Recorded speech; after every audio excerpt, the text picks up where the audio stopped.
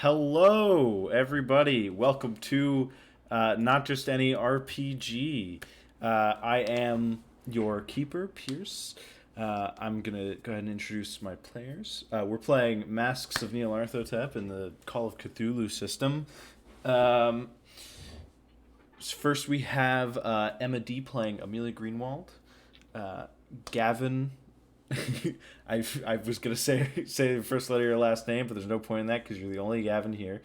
Playing Jack Douglas, Emma N playing Merrick, Justin playing Princeton Philips, uh, Anthony playing Sam Starwood, and last but not least, Luke, who is not here right now, playing Sir Harold Godfrey. Um, Yes, we'd also we want to thank Syrinscape for letting us use their incredible sounds and such for this game. If you're running a campaign, you want some great background sounds and music, check it out. Also, like to thank Milo Paulus for our theme song. You can check him out on streaming platforms and YouTube, I believe, also. Yeah, you too. Um, yeah. So we join the party in New York right after Jackson Elias's funeral. First, we have an in-character journal from Merrick. All right. So New York. Here we all are on a goose chase set by Jackson Elias. Well, I arrived at this pizza joint only to find Amelia, Sam Starwood, and my good man Godfrey. Amelia happened to have gotten married, so I guess I gotta get used to the last name Greenwald. Jack Douglas, who wasn't there, seemed to be held up with his writing and moving to a new home after getting married as well. Sam Starwood is a doctor now, and, well, at least he's not just swallowing fire. Godfrey wrote a novel and, as always, seems to be doing well for himself. Princeton is all wrapped up in his appearance. Literally. Man looks like a walking and talking mummy. At least his face does. Anyway, the whole point of us being there is to meet Jackson Elias, who wasn't even present. But of course, we went to see our dear friend and found him murdered in his hotel room, with what seemed like 3 men running from the scene. We found some stuff on him. What seemed to stand out was Emerson imports the name Silas and Kwane, a letter about a book from some Miriam Atwright from Harvard, and some flyer or playbill thing about the cult of darkness. But cops were coming because of Jackson's, well, position, so I bolted out of there with Sam and Phillips in tow. The next morning, January 16th,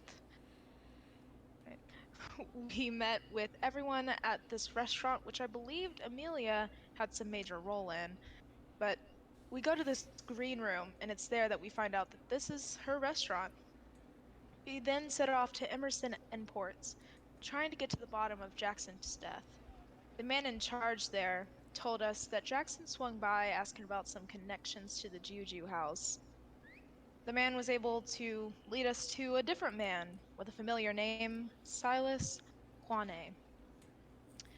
The Juju house had a bunch of African artifacts and art pieces, and I am particularly proud of my 2 new knives I got there. But the Silas guy didn't know much of any Jackson, and so we left. We then tracked the lead of the playbill to NYU, and unfortunately, not much there was of help. But the lecturer was in Arkham, so we should be able to see him when we travel to Harvard. The next day, January 17th, was Jackson's funeral. Kind words were said, and I will miss him. A man came up to us, Kingston, Jackson's publisher, and wanted to talk to us later, as did Jackson's lawyer about his will reading on Monday. Then a reporter by the name of Rebecca Schoenberg came to us, and it seems that in order to find out and get to the bottom of Jackson's death, we may have to work with her a bit. Okay. So yes, we join. Well, actually, not quite yet. The party is now leaving the Jackson Elias's funeral to go to the Prospero house to have a discussion with Jonah Kensington, Elias's old publisher. Um, First, um, one of the party, was it Amelia or Sam? Did we decide was leaving the message? I guess I will. Yeah. Okay. Rebecca Schosenberg said something about Jack returning soon to the New York Times, returning to work soon. So Sam, before they headed over to Prospero House, leaves a message with the front desk of the New York Times, um, and yeah. First, before we go on to the Prospero house, first we will see Jack Douglas arriving back in the offices of the New York Times. Jack, what were you off doing exactly right before you came back? Well, I've been pretty busy with moving in between apartments and house at the moment. But I also had a story I was on the hunt for. I had some sources tell me about this interesting crime that occurred in uptown New York. And so I went to go investigate, and it turned out to be a lot more difficult um, to get witnesses to talk to me than I expected. So it took a lot longer of a it was a lot longer of an adventure than I expected. So I was out on trying to get that one story together. I felt like I got enough sources at that point to then return and start writing more about it. And so yeah. So you walk in the front door of the offices of the New York Times, and um, the woman who normally works at the front desk, she isn't there right now. So you walk back into the newsroom with everyone typing in their typewriters and everything, and you make your way back to your desk, and you see a man sitting on it. He's a police officer. Um, Well, he's hello, officer.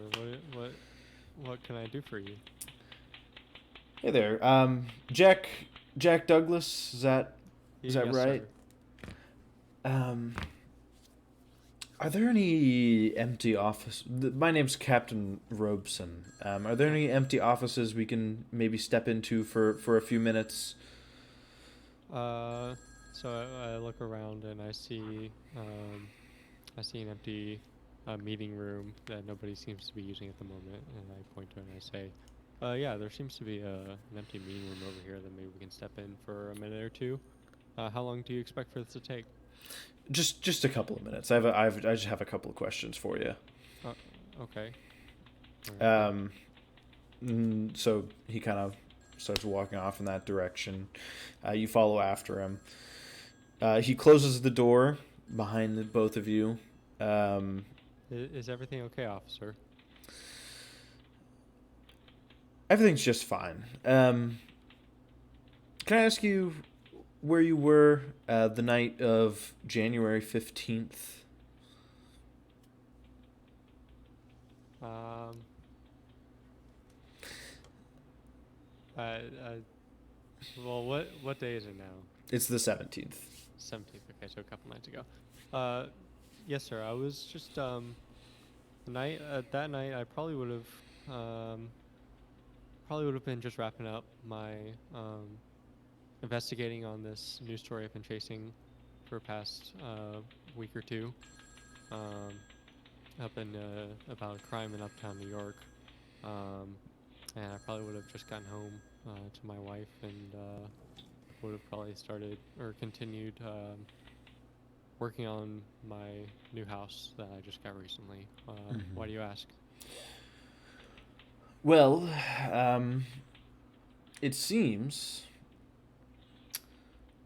that one Jackson Elias has been murdered that night around 8 p.m.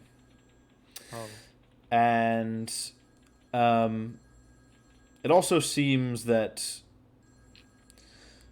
some people, some of your friends, I assume, who went on a trip with you to Peru, was it? yes, sir. They seem to be involved somehow, and they seem to be sticking their noses in where it doesn't belong. That that doesn't make any sense. I didn't hear about that. That's sad. He was a good friend of mine. Yes, well, I don't know why they would be a part of that. They seem to be on good terms with each other. I don't. they're not our primary suspects right now. But Do you Well- mind me asking who are your primary suspects and maybe how far down the list my friends would be? we believe this has some kind of relation to another series of murders that have been going on for the past few years.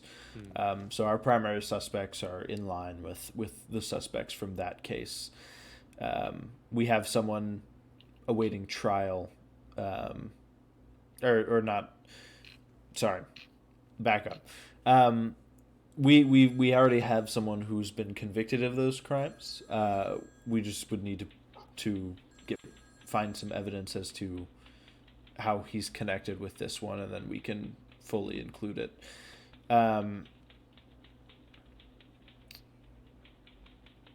What kind of relation since this trip have you had with these friends of yours? Well, I couldn't. Apparently there was a meeting that Jackson called us all to that I couldn't be a part of because I got lost in my work and I just got so busy and I couldn't find time to go meet up with them because I knew it would probably be another, at least a week that I would be away from work and I just couldn't do that. And so I hadn't talked to them too much outside of after that Peru trip. But I sent them a letter informing them of why I couldn't make it. And that's about the only contact I've really had with them was just me sending that one letter. Well, Jack, Mr. Douglas, that's about all I have for you. I don't believe you're a suspect, but the lady at the front desk said she had a message for you. Apparently, your friends are going down to meet Elias's old publisher at the Prospero House. I think they wanted you to come with. I think you should go talk some sense into them before they stick their noses in even more and make their way up our suspect list. Do you understand? Yeah, yes, sir. Okay. And then he opens the door and he leaves.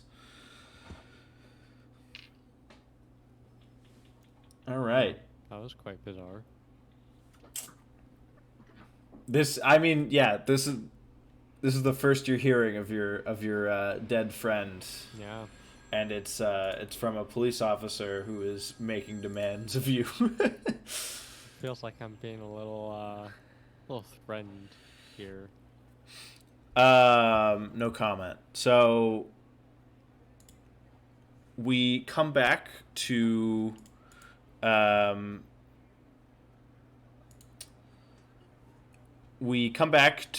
everyone else coming to the Prospero house. I'm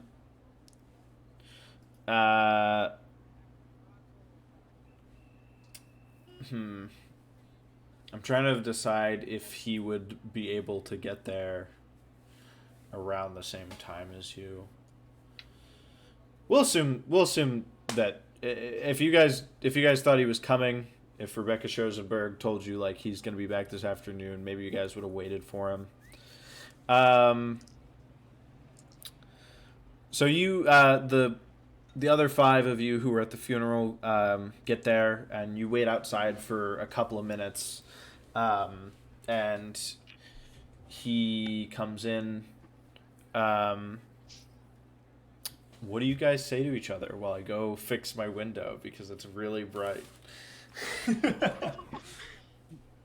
is that Jack Douglas? Guys, do you hear? Is that Professor Phillips I see? You recognize me? Yes. Yes, The- it is. You'd be the The- first, I Mr. mean- Douglas. You're the only one that doesn't look normal here, and I can recognize everybody else, so I can only assume. That's good. That's good. Oh, I But, mean, good you to kind you. of have something on your face there. It's called. So, Oh, anyway, Man. hi guys. It's been a little while. How you been, Jack? How you Mr. been? Douglas. Well, pretty busy, but I'm chugging along. that's nice. I don't believe Wait, Oh, what? no, Say that what? again? this is my original. Amelia. You're what's cutting going out a on in little the bit. place? Oh. Hi, Is that Amelia the- doctor? Mr. Greenwald. I'm Jack Douglas. It's nice to meet you. I don't know if we're supposed to roleplay or yeah. He reaches out his hand. Douglas, Mr. Douglas, I've heard quite a bit about most of you. So, How strong is his handshake? Reginald's I- handshake. You shook his hand before. Yeah, I wasn't paying attention then. That was a few. But now I'm curious. It's a strong handshake. He's a man of wealth and honor. So. Firm grasp. Just a nice, Firmly firm- grasp it in your firm hand. handshake. Yeah. Yeah, Jack, Um, I've been looking forward to reading your new article in the Times. Oh yeah, thank you. I appreciate that. I've been hard at work there. It's been a wild ride, I'll tell you. Working on a story now about a crime up in uptown New York, but then I got y'all's letter, and I thought I'd meet up with y'all.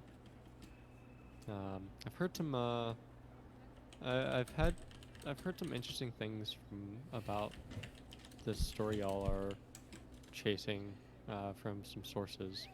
It sounds like you guys may have gotten yourself into quite a situation. They You're telling killed me. Jackson Douglas and framed me for it. Yeah, it's Can't get away with this. I guess they're trying to find who. yeah, they're trying to. I mean, they're trying to find who, but it's quite sounds like quite an interesting story, especially considering that. I won't get too much into it, but it's just the whole thing is bizarre, weird, and yeah, Strange. very strange. So I don't know, but I don't know if I should tell you guys this now or if I should wait until later, but I guess I'll go ahead and say it. I've heard that you guys are being a little suspicious when it comes to this whole case in terms of they think that you're not up on the list per se, but you're definitely a consideration for people that may have been involved with this murder, and I personally don't believe that you guys would have done anything like that, but just be cautious, okay? I believe I wrote in my letter to be careful, and especially to Princeton Philips, who clearly did not take my advice. What? Oof. What makes you say that?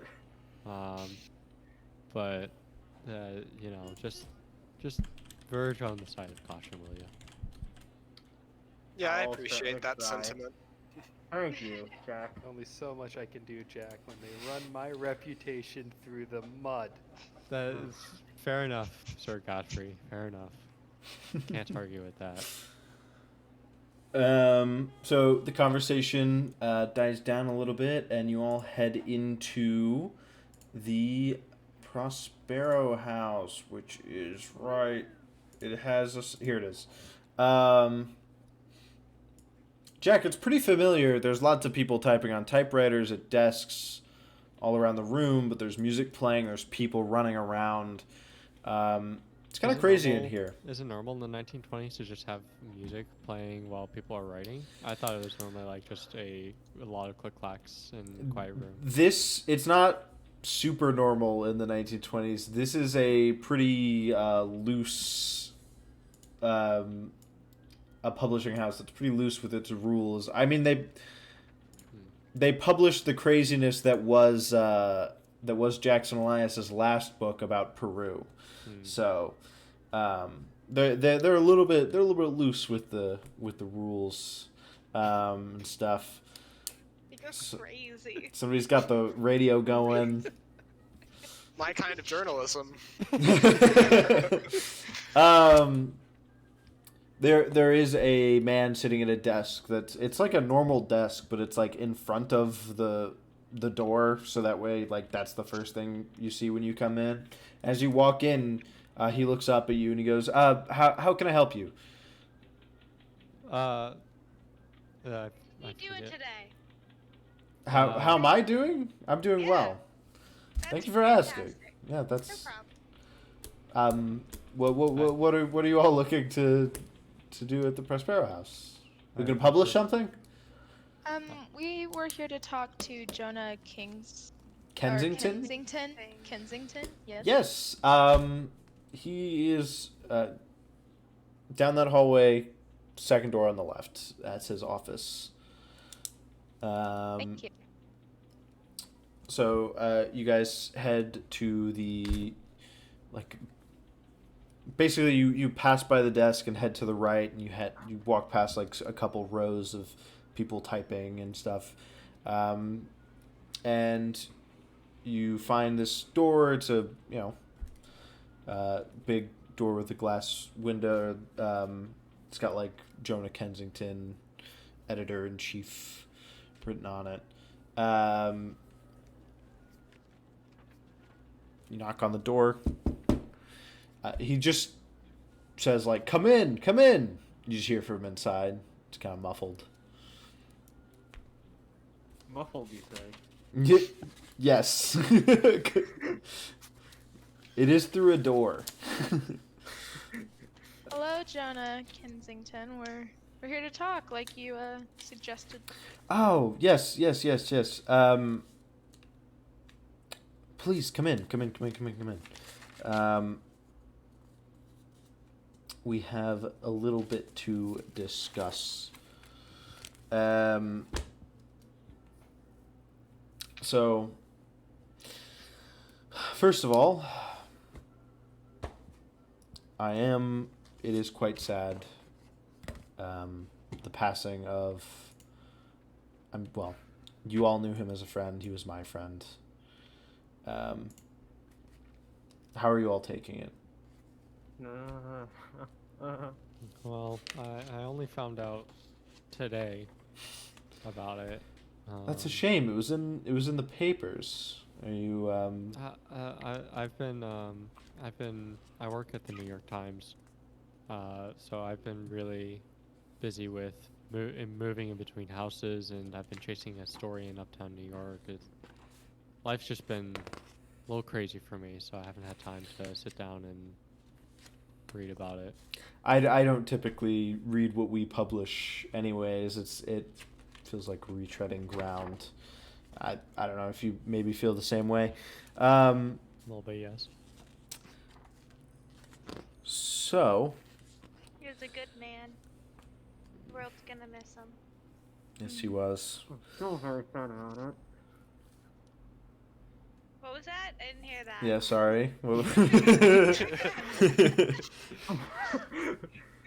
I'm I'm still really sad about it, and I'm still really sad about it. Okay, this is me transitioning to just normal, so now Okay. you understand. Okay. Yes, I will be sad about it for a while. I don't know. I don't know not only what the Prospero house will be without Jackson, but I don't know how my life will be without Jackson. But it shall come.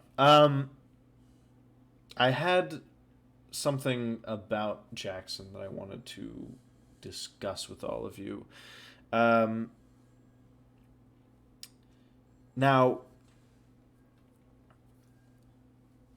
I know that you all are spending some time looking into Jackson's death.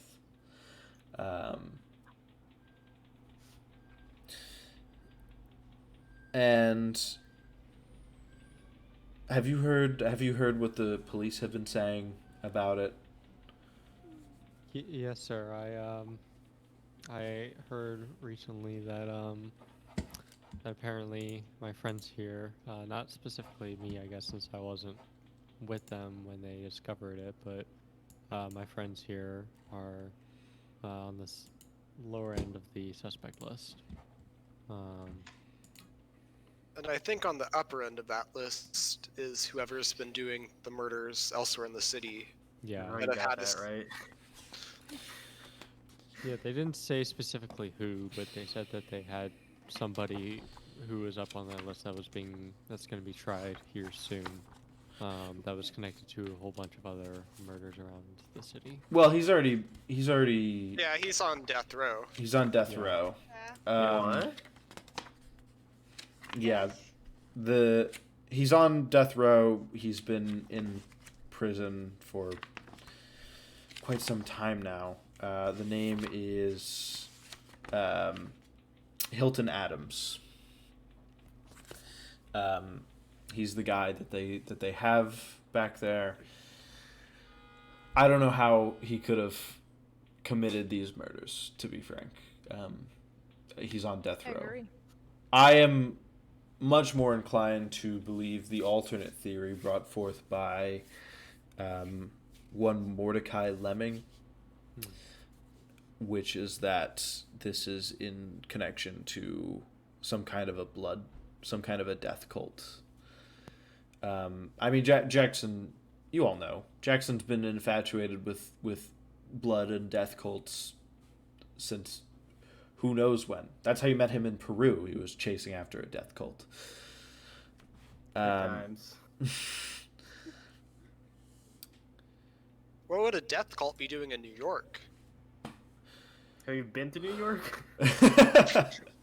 Well, to be honest, it's either some old enemy caught up with him finally, or some old enemy either caught up with him, or frankly, his new project was more dangerous than he even thought.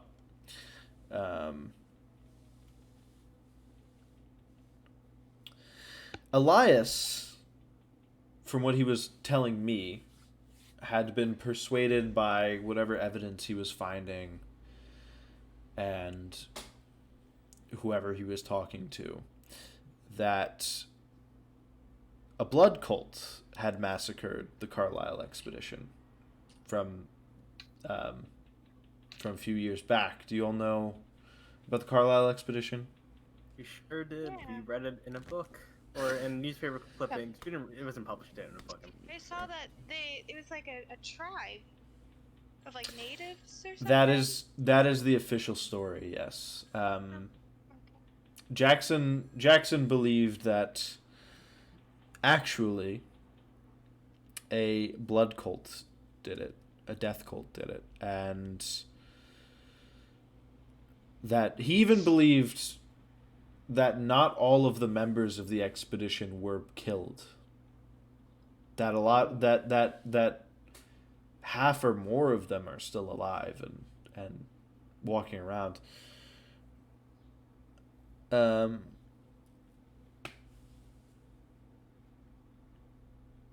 Freaky. What would they be doing? what's that? What would they be doing if they like? Why would they just be walking around and? I have no idea. Here It's a little is. bit peculiar. I'm sure they don't want to end up like Jackson. Sus. I am pretty sure. Well, I'm trying to avoid. I have a letter from him Ooh. that I would be glad to show you.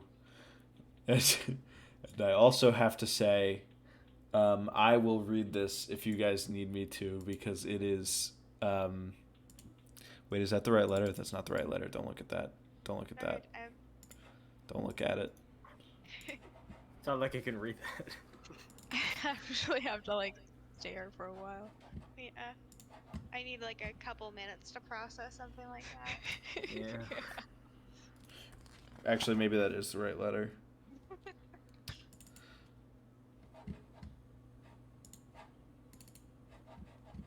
That is the right letter. Okay, sorry. Go on. Sorry. Okay. Right, you can totally read it.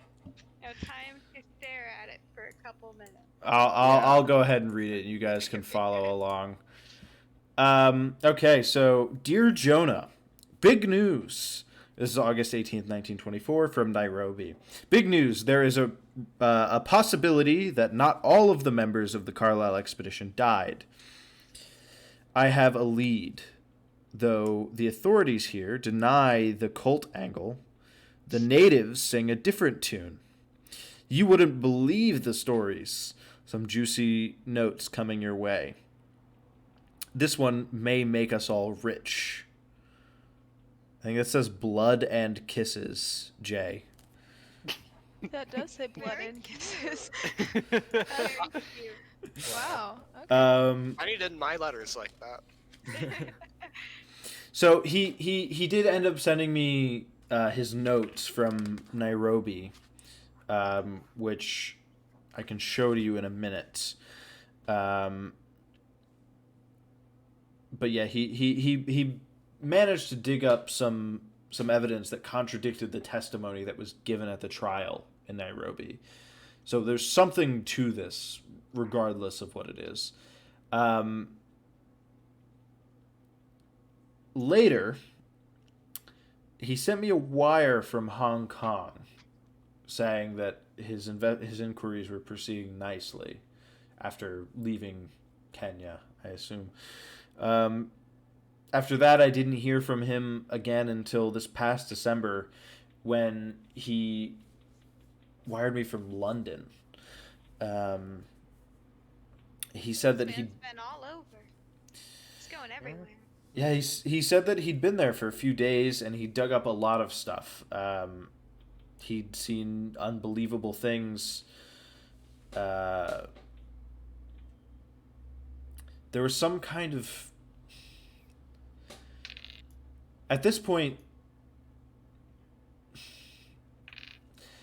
the more that he'd sent me, the crazier and crazier the things he said sounded, and the more and more crazy his writing became. He was talking... Sorry. What was your question? I was just gonna ask, do you think maybe the whole expedition just continued to drive him deeper into madness or something? It certainly seems that way. We were going to meet just the other day, the morning after he died. So I don't know if he was truly mad just yet, but from his writing, it certainly seems that way. But I would want to have met him for myself again before I lay that at his feet. But in this wire from London, he was talking about some kind of worldwide conspiracy. He said there was it was timed, and that he needed to find some components, some pieces to the story, and He also said that he needed to make a trip to Australia, but he would be stopping in New York for a while.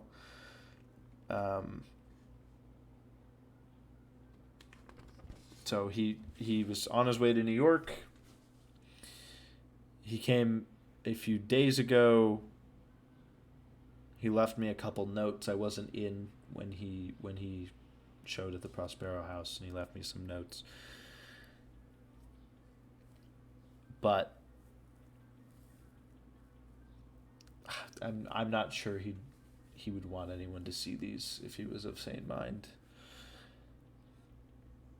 Are they more personal, or are they of I this guess. lead he was looking into?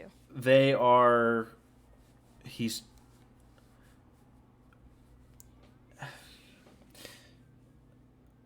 I don't know what to make of it.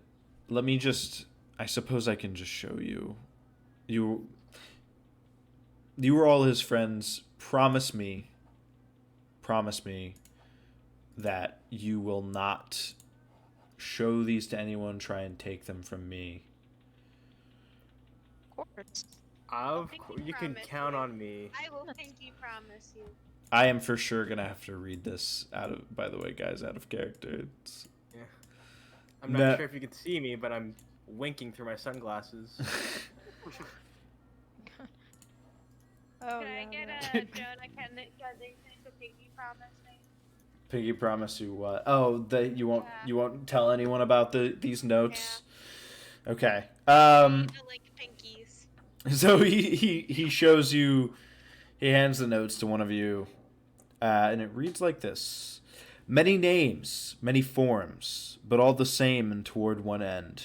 Need help. Too big, too ghastly. These dreams like Carlyle's. Check that psychoanalyst's files. All of them survived. They'll open the gate. Why? So the power and the danger is real. Many threads beginning. The books are in Carlyle's safe, coming for me. Will the ocean protect? Ho ho, no quitters now. Must tell and make readers believe. Should I scream for them? Let's scream together. And then it trails off. Oh. Spooky. This paper is in like, it was on top of this like stack of 30 or 40 or 50 pages. If you flip through the rest of the pages, some of them just have one word on them. Some of them are blank. Some of them have one word, a phrase repeated over and over and over again for the entire page. Like The Shining. What kind of phrase? All work, no. Just it doesn't like there's no connection between any of the phrases or anything. It's just nonsense, basically. Rain spew. Yeah. Seems like to me that either his descendants into madness could either mean that the cultists are, a very real possibility of being the ones that attacked him and murdered him, or that he was so lost in madness that we don't know if we should trust any of his most recent research. It's very confusing.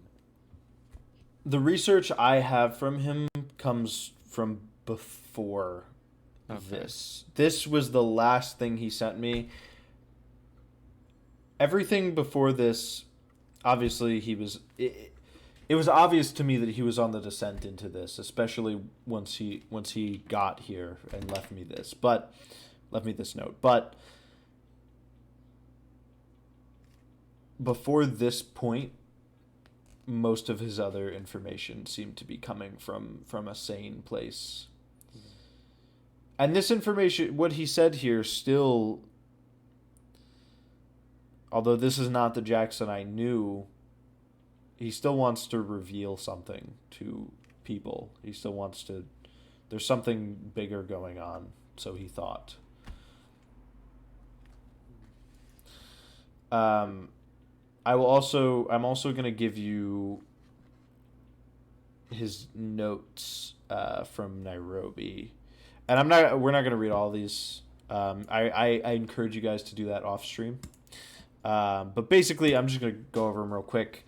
It's a set of notes describing different evidence different pieces of evidence and different things that Jackson did while he was in Nairobi. So like set 2 describes the trip to the massacre site, and he notes some different things about it, like the fact that all the tribes avoid it. It's completely barren, and all the tribes say that it is cursed by the god of the black winds, whose home is in a nearby mountaintop. Set 3 is an interview with John Stone Kenyatta, saying that the Carlisle expedition murders may have been performed by the cult of the Bloody Tongue, which that would be your blood cult if that was true. Follow up on the Kenyatta interview, where Elias confirms that the cult of the Bloody Tongue exists, even though there's no first-hand evidence of it. Set 5 is a single sheet that Elias wrote, a reminder for himself that the Cairo-based portion of the Carlisle itinerary must be examined carefully, because he believes that the reason which prompted Carlisle's Kenyan side trip is on the Nile. Set 6 is an interview with one Lieutenant Mark Selkirk, who he's the leader of the people who found the remains of the Carlisle expedition. He says that they were remarkably undecayed for the length of time which they lay in the open, almost as if decay itself wouldn't come near the place. He goes on to say it's unimaginable, inexplicable. Set 7 is another single sheet where Elias runs into Nails Nelson at the Victorian bar in Nairobi. Nelson was a mercenary for the Italians on the Somali-Abyssinian border, and he had escaped into Kenya after double-crossing his employers. Nelson was in Kenya long after the Kenyan court declared that Brady and the rest of the expedition were dead. He said Brady was friendly, though guarded and taciturn.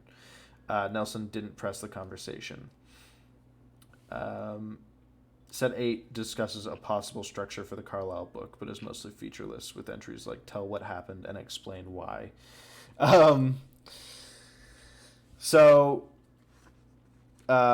I didn't read that word for word. I encourage you guys to do so. I just thought we should go over it, just so we have this information. Okay? Okay. All right. Gives me the heebie-jeebies. I would say that as well, Amelia. Word for word. Word for Yep. word. Yep.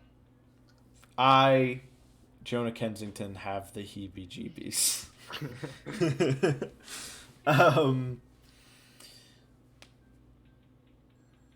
So this is asking a lot of all of you. Are any of you thinking about really trying to figure out what happened to Jackson and you know, Well, avenge yes. him, bring those So, people like, we to have justice? a choice. Jackson Yes. would do the same for any of us. I'm here I feel to like I avenge almost saw. my good man. Ah, I feel like I almost saw who might I like have the way killed that him. Godfrey here is speaking. You mentioned something, or his notes. It mentioned something about threads, and I very vividly remember these men that were running away had these red threads. Did it Swinging mention from them. threads? Yeah, you told me that. Did I tell you that? Yeah. No. Did his notes mention threads? Yeah, I thought it did. You said it, I thought. Many threads beginning. Threads. I took the word threads. Well, I think he's talking about like, as in like thread, like Storylines. story threads. Like he's figuring out what's Disregard- going on. Okay. Well, then disregard what I said. Thank you. Merrick. Godfrey, what were you saying? What was I saying? You're speaking the Sir truth. Harold. He's here to avenge his good friend Elias, is what he My said. good man. We were acquaintances, not friends. Hey, if we get to travel the world, like He did tell me about that that jaguar hunt you all went on. Haha, I knew he was my good man. He said it was a That good was time. Quite the story. Did you read the book? that Would was you be published interested about in it? publishing that story as a standalone? Just the story of the jaguar. Possibly, you could send it over. I could take a look at it. We'll be in touch. Okay. We'll be in touch. Character? Check that out on YouTube.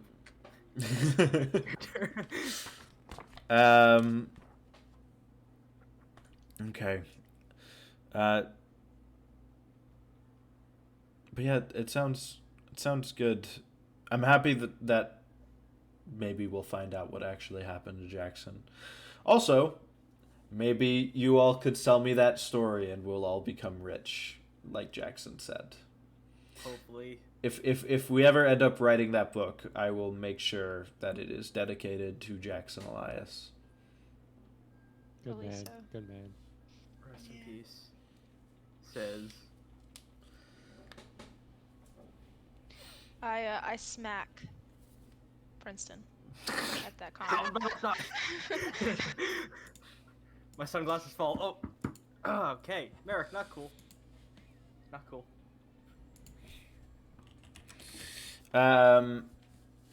Well, unless any of you have any questions for me, I do have to get back to work.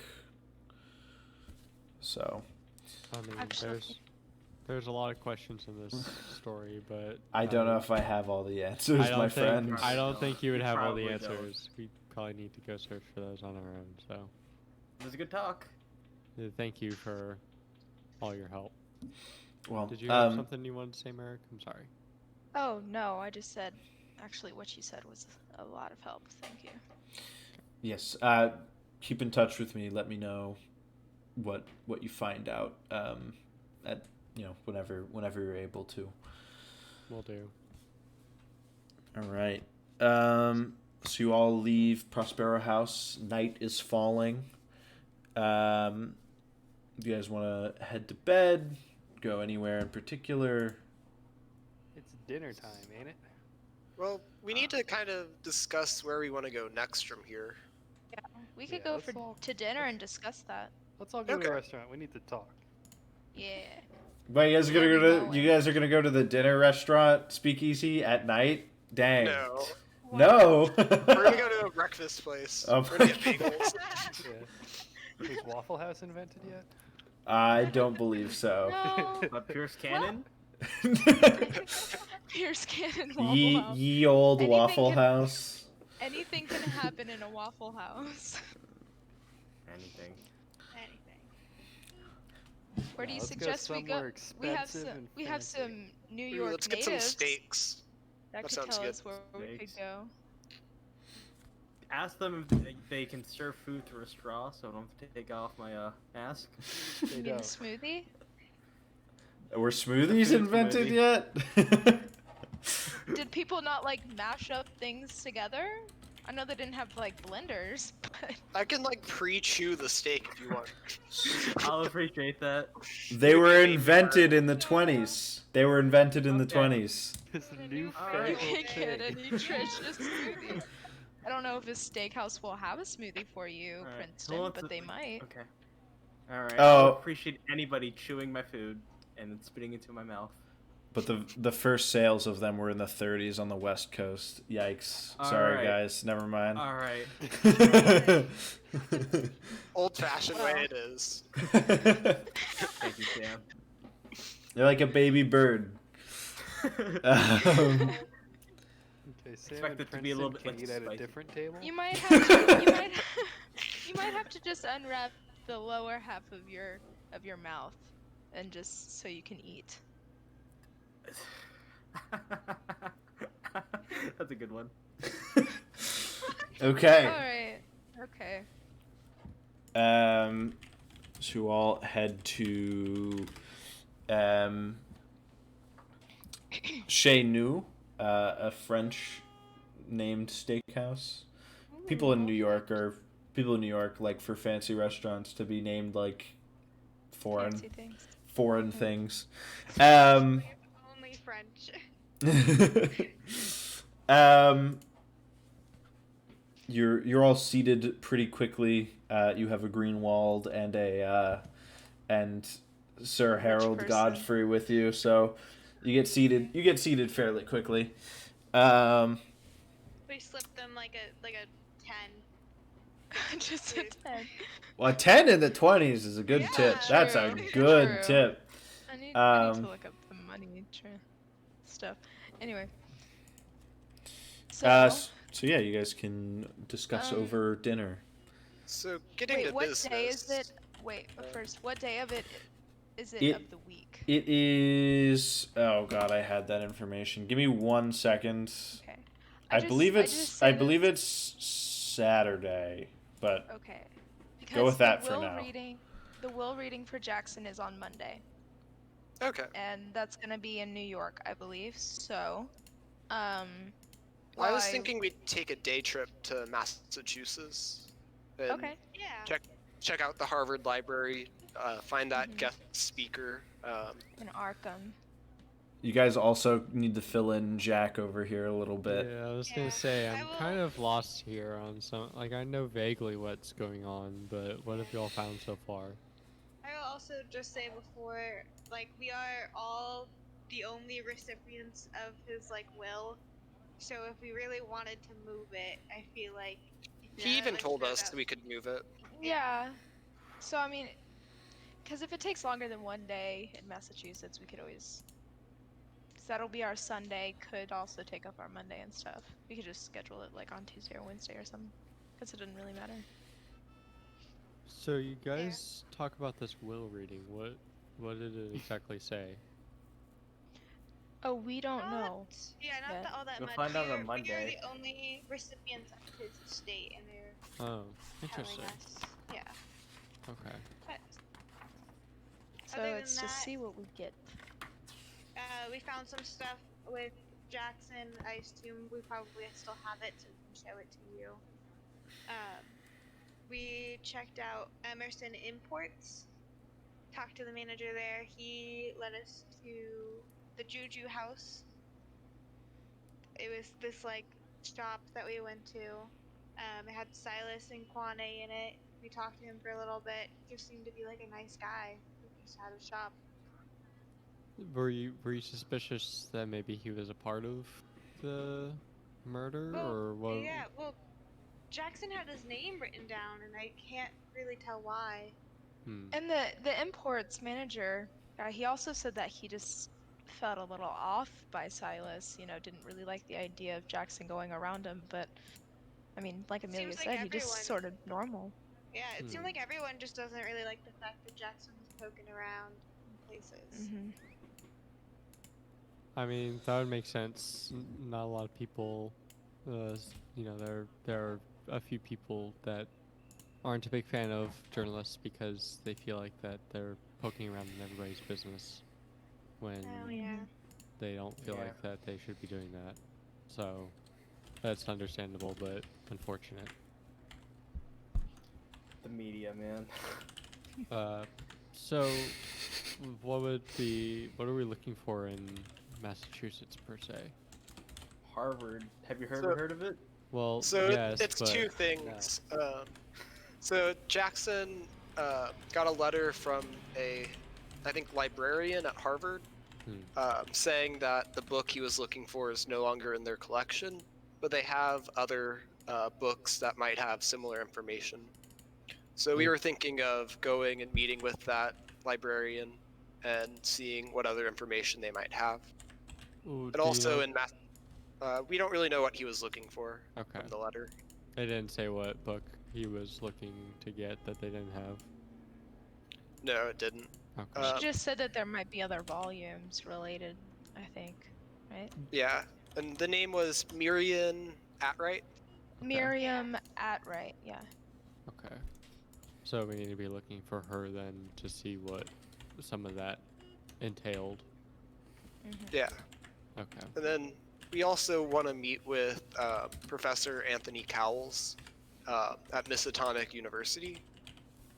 He In gave Arkham. a lecture that we assume Jackson watched called The Cult of Darkness in Polynesia in the Southwest Pacific. That would make sense. So Yeah. yeah, so we just want to meet with him, see what it was about. Okay. Yeah. That makes sense. And regardless, he seems like, I mean, he probably knows a little bit, so we can probably take his brain as to what Jackson was even looking for. All right. That sounds like a good plan to me. I say. So. So who all has cars? I have a Yeah. car. I don't have a car, but I can drive a car pretty well. I can't do either. I assume Godfrey has a driver. Probably. Yeah. Yeah. He has at Godfrey's in least the a bathroom driver. right now. I can get us a car if we need a car. Well, what I would- was thinking is we could maybe have 3 of us go to Harvard and 3 of us go to Miskatonic University. Ooh. Okay, yeah. I would guess at this point, after 4 years of between Peru and New York, that I probably would have gotten a car at this point. Yeah, the whole point of Jack's move to the New York Times is that he becomes like a more like famous and wealthy reporter. Not wealthy, Yeah. but like more wealthy than he was. Better off. Yes. Going from like college student to like a little bit above college student. levels of wealth. Lower have middle taxes. class. Yeah. I don't know. Just I'd don't prefer to have me. get driven by a driver in a fancy car. I mean, I wouldn't mind being driven as well. I mean, Her- New York traffic does suck. Harold, the question was, do you have a driver driving you around? In New York, of course. In I New- don't know any of the roads. They all drive on the opposite side of the road. It's That is easy. true. That's true. That's he true. He needs Also. a driver. Well, if we do separate while in Massachusetts, 3 of you or 2 of you can go with Godfrey and his driver. I can find a way to get a car and drive, or someone who has a car can. well, Or we- Amelia I could. also- Yeah. Yeah, I also have a car. Okay. Yeah, or we can not like do illegal things Re- that would. Oh no, Get us I higher didn't on mean it. I wasn't gonna steal a car. That's not what I was gonna do. Reginald speaks up. He's like, "I will go where Amelia goes. I guess I'm off for a while, so He's I'll just being help you dragged out. around on this adventure against his will. Okay. This poor man. I will go with Sir Godfrey. Excellent. Okay, so who's going with Amelia? Who's going with Well, we have team captains Harold? here. Pick your Okay. team. What? I'm just kidding. Didn't realize this I will was a pick game. Reginald, I'm my just, husband. well, which one? Do you also pick do you- Aries, Yes. your dog? Well, who wants to go where? I think is where we should figure out who wants to go to Harvard and speak with Miss Miriam, or who wants to go to Arkham. What's I in want to Arkham? go to Arkham. The man who did the lecture. Okay, why don't we have the drivers agree on who is going where, and then you guys can pick which driver based off of where you Yeah. want to Well, go. Yeah, let's Because do it. that's the important part. So drivers, which way do you each want to go? Yes. Miriam at right or Professor Cowles? I prefer Harvard, but I am not that impartial. Okay. Partial. I don't know the word. I would not like to be seen at a prison. Bit too many reprobates and Oh, no, undesirables it's not. around. It's There's not no in a prison. It's not a prison? I thought it was a No, prison. Arkham is a city. It's a place. That's Batman. Wait. That's Batman. No, Batman's Arkham Asylum is based off of. It is based off of Arkham the city. That's a real place? Yeah, not in real life. In the Cthulhu mythos, Yeah. Arkham is like the city for Lovecraft. Oh, okay. It's in Sorry. Massachusetts. Yeah. We're on the For same one would page love now. to go to Gotham. So We're going to Gotham, guys. so I don't have a preference then. I'll go to Arkham. okay, Arkham Right, University. Well, I too wanted to go to Arkham, so I guess I'll I'm going to hitch a ride with Arkham. Godfrey. Okay. Well, I everyone guess wants to I'll go Godfrey with now. Feel like a Amelia professor to would wanna go Harvard. to- Harvard. I mean, Sam did already say he wanted to go with Godfrey, so why doesn't Princeton go with Amelia? Yeah. Do I want to meet up with another professor? You know. They're both of them are professors. Either way, you're gonna meet a I thought one professor. of them was a prison. No. All right. Okay. Yeah, all right. Let's go to Harvard. Okay. So we have Sam, Harold, and Merrick headed to Arkham University in the morning, and we have Amelia, Jack, and Princeton headed to Boston, I guess is where Harvard is, in the morning. Boston. It's Yeah, actually in Cambridge. Okay. Oh. Yeah, I know. I didn't know that. She told me that like last week, and I was like, "It's what?" Spoiler alert: none of us go to Harvard. Is that some sort of community college? Yeah, Princeton's could really teach in there. the know with the community college Harvard Yeah. base. I hear they're at least the 500th best university in the Yeah. nation. At least. At least. Okay. This is Boston. It can't be that good. Is there anything else you guys want to discuss? Could we just shit talk Harvard? Okay. Well, I guess in the morning, I can meet you, Godfrey, at the Chelsea. He's in the plaza. The plaza. The plaza. Sorry, I wasn't sure.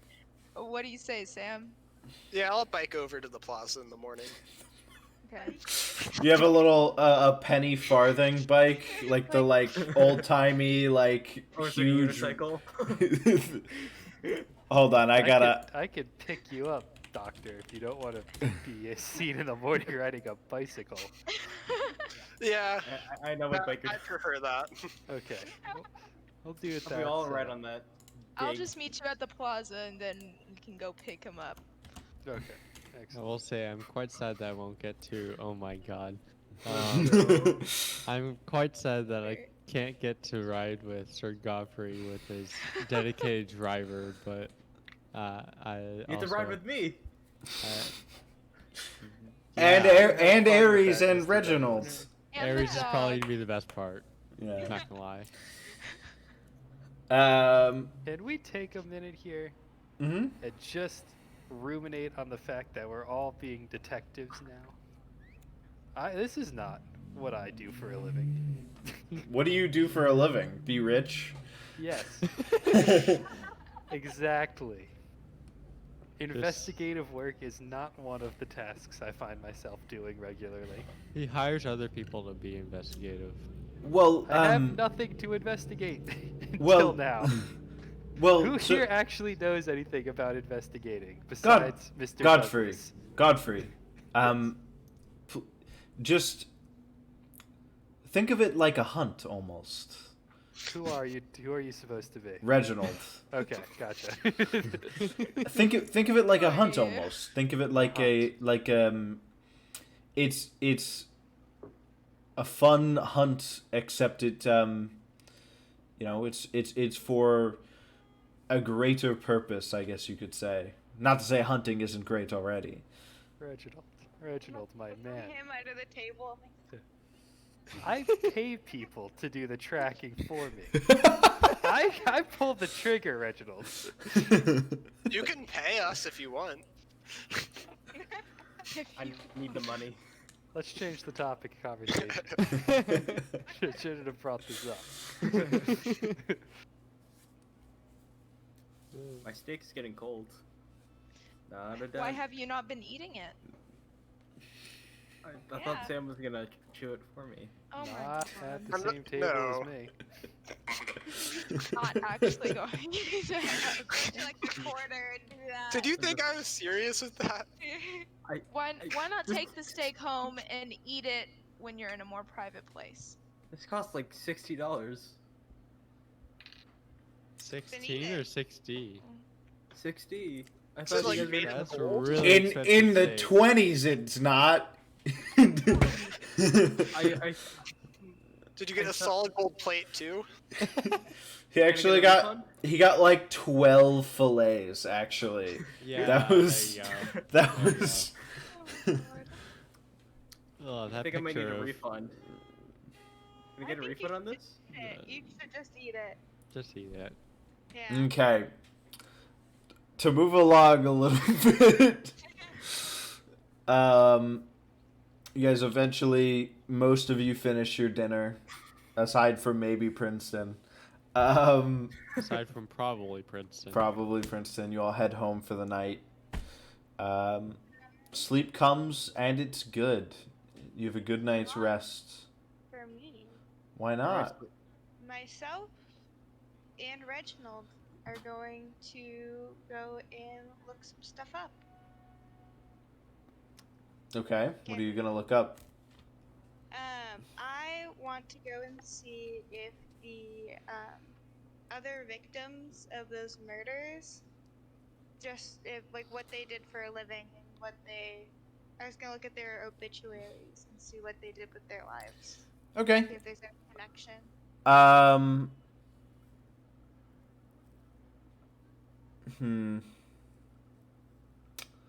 don't know if you would be able to do this at night. I guess the newspaper offices might be like open. Maybe. People work at newspaper offices through the night, right? I'm not crazy. I would say that I wouldn't say through the night, but I'm sure that there are some that work overtime. Yeah. Okay. Well, they We'll need to get out the Probably not like Sunday an open, news. but it's probably not an Yeah. open office though. Well, Crossword you- puzzles a don't make lot- themselves. a lot of times that's true too. A lot of times they it's not an open office, but they'll allow people to access their like archives. Especially people who are researching stuff or investigating stuff. So, sure, you're very wealthy. You could probably pay to get into a you got some connections. You could pay to get into like a spot, one of the paper offices. Looking in the obituaries, I'm very distraught from hearing that my friend has gone mad. I can't sleep. it takes a little bit because you're going back through like 2 years of newspapers, and you find eventually you're able to find like each person one by one. You look at one, they were a lawyer. It was a white, middle-aged, middle-income man. You look at the next one, an African-American woman, middle-income as well. You look at the next one, poor white woman from poor white woman.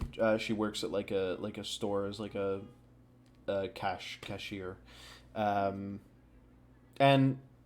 there's not a lot of connections from murder to murder. You can see that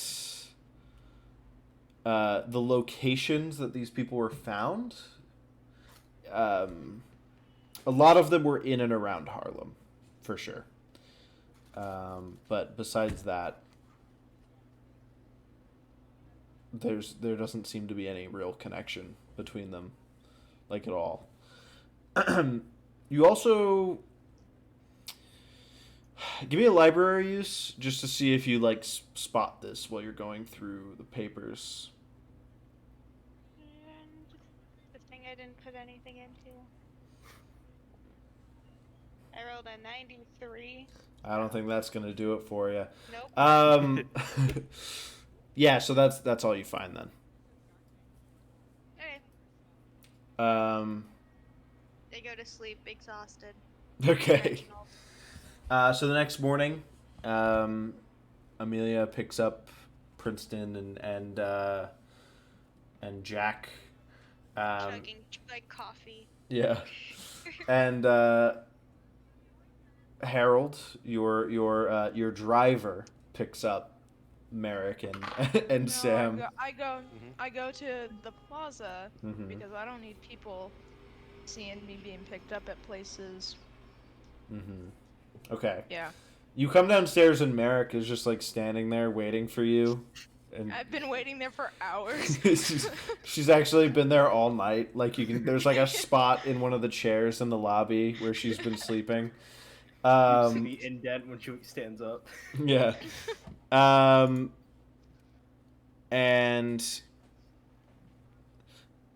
so she's there, so you don't have to go pick her up, but you go pick Princeton up from wherever Princeton is staying.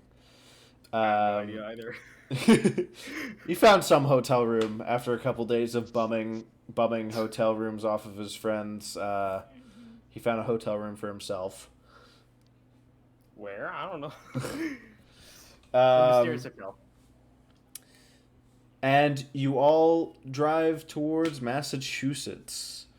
Yep. Did we agree Road on a trip. place that we could meet back up? Nope, I guess No, we'll have to you find did that not. No, We'll Alright. just find that out later. What's in between Cambridge and Arkham? Salem. There's We Salem. can meet in Salem. We can meet in Salem. Well, we've already Well, departed, so it's yeah, kinda late it's for us too to try late. and discuss something now. There's but- also you guys can just meet up when you meet. Like you're both coming back to New York, so True. I guess that's Yeah. true, yeah. Yeah, for the will reading. yeah. Oh, yeah, that's right, okay. That's probably where we'll meet up then. So leaving in the morning, you probably get there by like noon. We'll start with Boston because it is it's closer. Or no, wait, Arkham's closer. Never mind. We'll start with Arkham. Forget it. So, you all arrive at the university. You come onto the campus, and there is the University of Arkham, or Arkham University, rather. You come onto campus. It's like kind of an open style campus. There is like a lot going on. There's a lot of students heading all over the place. There's kind of this central building, like elevated up like a set of stairs, and then lots of smaller buildings surrounding it. And then it expands out from this kind of central location that's right in front of the street in Arkham where you would find the university. And you arrive on campus. You guys aren't really sure where to go, so you head up to probably the central building. You ask for one Professor Anthony Cowles. You get an office number and a building. You head in that direction. You try and find the building. Wait, can I pause you? Isn't it Sure. Miriam that's in Boston? We're doing Arkham first. Oh, I thought we were doing Boston. Okay. No, we're doing Arkham first. So I gotta figure out a different way to describe a university. I can't describe it the same way. Oops. I guess we'll figure that out when I get there. So yeah, you get a building and a room number. You kind of go walk out onto the campus and try and find the building. It takes you a couple minutes longer than you think it probably should. And eventually you find it. You find the room inside. It says Professor Cowles on the door. I knock on the door. A man opens the door. He is older. I had a description for him written down. He's older. He's an older gentleman. He has a bushy red beard, and he's quite heavy. All right. Oh, what can I do for you? Are you Professor Cowles? Yes, the very same. That's amazing. So, we wanted to come speak to you about your lecture the other day in New York. Is that right? Which. Please, come in. And he kind of opens the door a little bit more. Lets you all into the office. There's a few chairs. He sits down behind his desk. So we were interested in hearing about the Cult of Darkness, that talk you gave. Do you mind if I ask why? Well, our friend Jackson, he was also interested in this, and we were unable to make it to your lecture, and we wanted to just know what it's about. He unfortunately wasn't able to tell us. Well, I don't know of any Jackson. Well, I think he just came to see your lecture. Do all of you have do none of you do any of you know anything about like the lecture or what I teach or anything? No, I do not. We know that you did a lecture on the Cult of Darkness, or that's what it was called. Our friend was very interested in cults and researching this, so I can presume that you also work in that field as well. And we also know that you're from the University of Sydney. Yes, I'm from Australia originally. I suppose I could tell you what this was about. There was a bat cult that once existed among Aboriginal tribes in Africa, or Australia rather.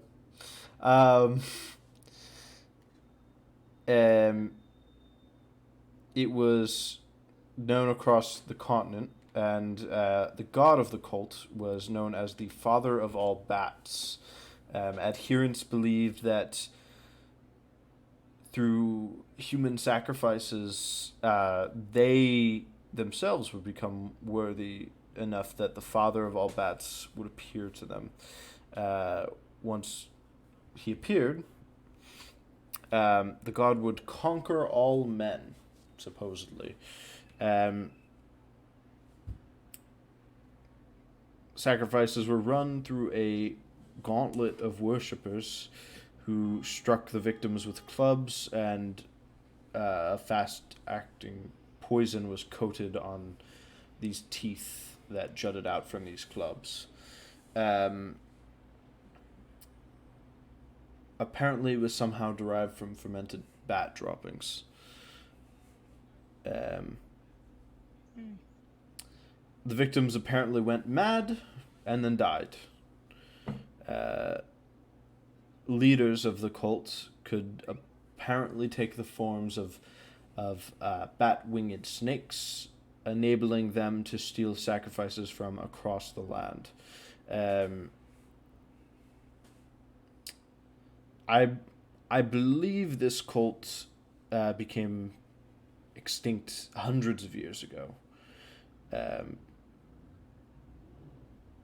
Around the time, probably right before the Europeans truly came in full force.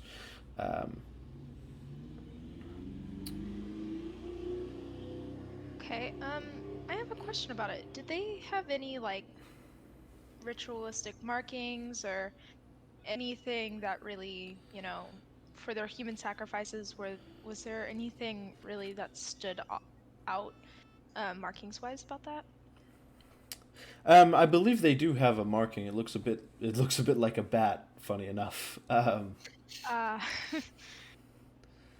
It definitely is more of a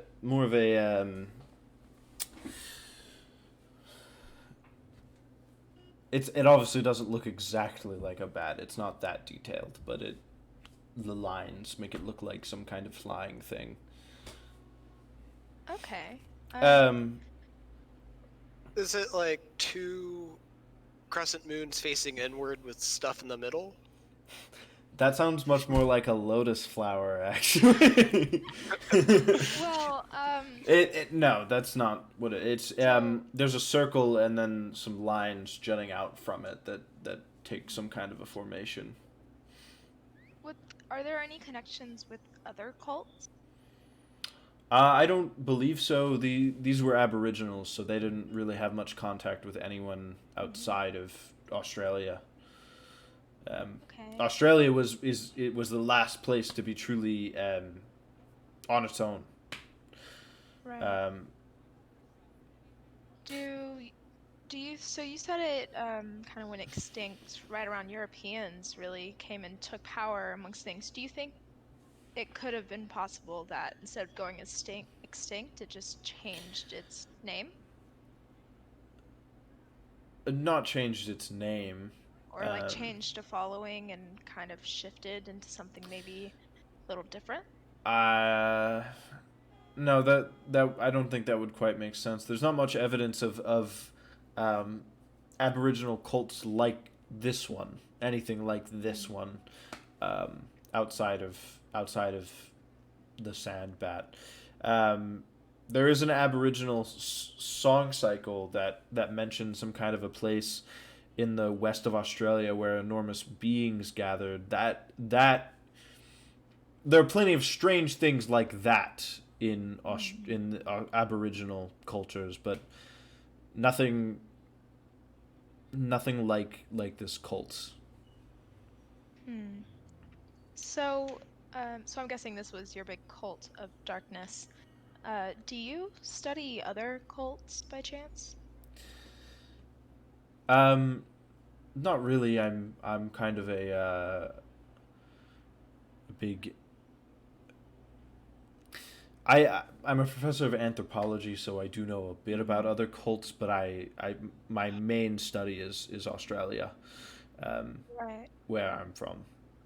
Would you know anything about like blood or death cults with the marking aligned to a lotus flower? No. I know I've read I'll tell you, Jackson Elias sounds a little bit familiar. Did he write a bunch of books on cults? He did. He did. Okay, I think I've read some of those. So I'm familiar basically with the cults from his books and this cults and religious practices in Australia. And outside of that, I'm afraid I can't really help you. Well, that's okay. I have more from my lecture if you'd like to hear it. Yeah, of course. Yes. So the place where the enormous beings in West Australia roamed, the songs say that these gods, they were not like men, and they built great walls and dug great caverns, but living winds blew down the gods and overthrew them, destroying their camp. And this opened the way for the father of all bats, says the cult. This song was more widespread than they were, but the cult took this story and kind of made it their own a little bit. There's also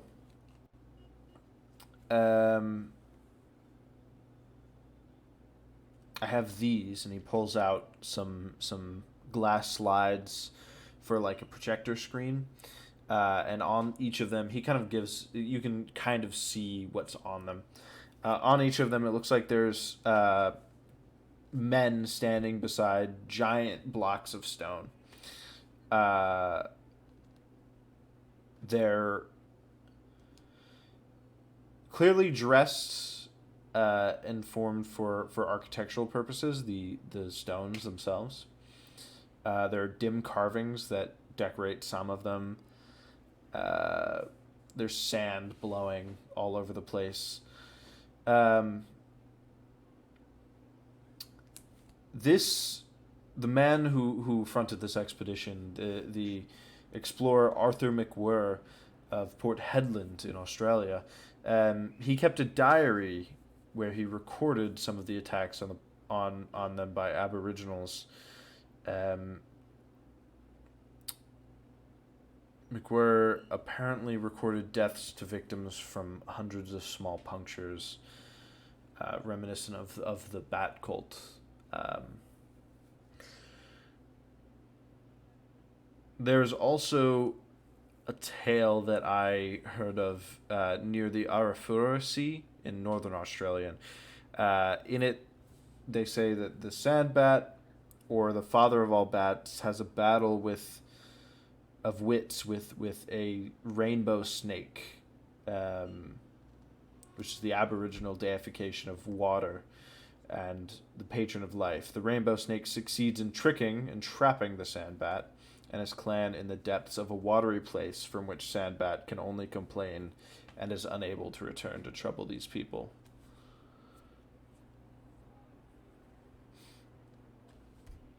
Funny enough, it actually, that last story reminds me of some of the things that I've heard about. Oh yeah, about Peru, right? What, the story about the two deities? Yeah, getting trapped and unable to leave. It's kind of similar to what we saw in Peru. Right. It also reminds me there's a Polynesian story about some Cthulhu, they call him, trapped underneath the ocean. I don't know. I don't particularly study Polynesia, but that is just what that reminds me of. He's trapped underneath the ocean, they say. How unfortunate. Do you know much? So, never mind.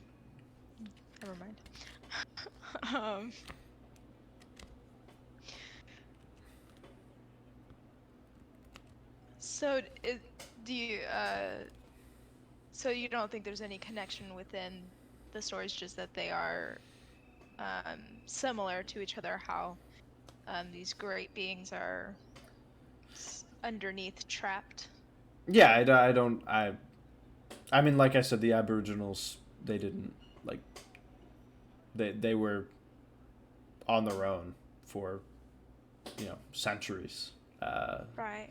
So there's almost no way that these stories could be the same. Right.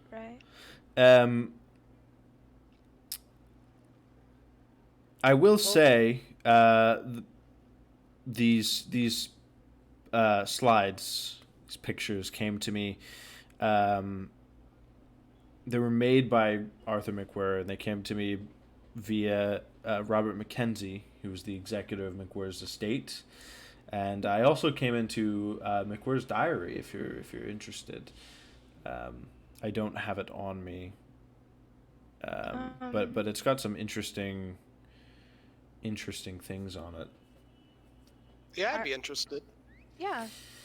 Well, if you're ever on Australia, let me know. I can give you a letter to David Dodge, who's watching my home and my things of introduction, so that you can get that from him. But I don't have the diary on me, unfortunately.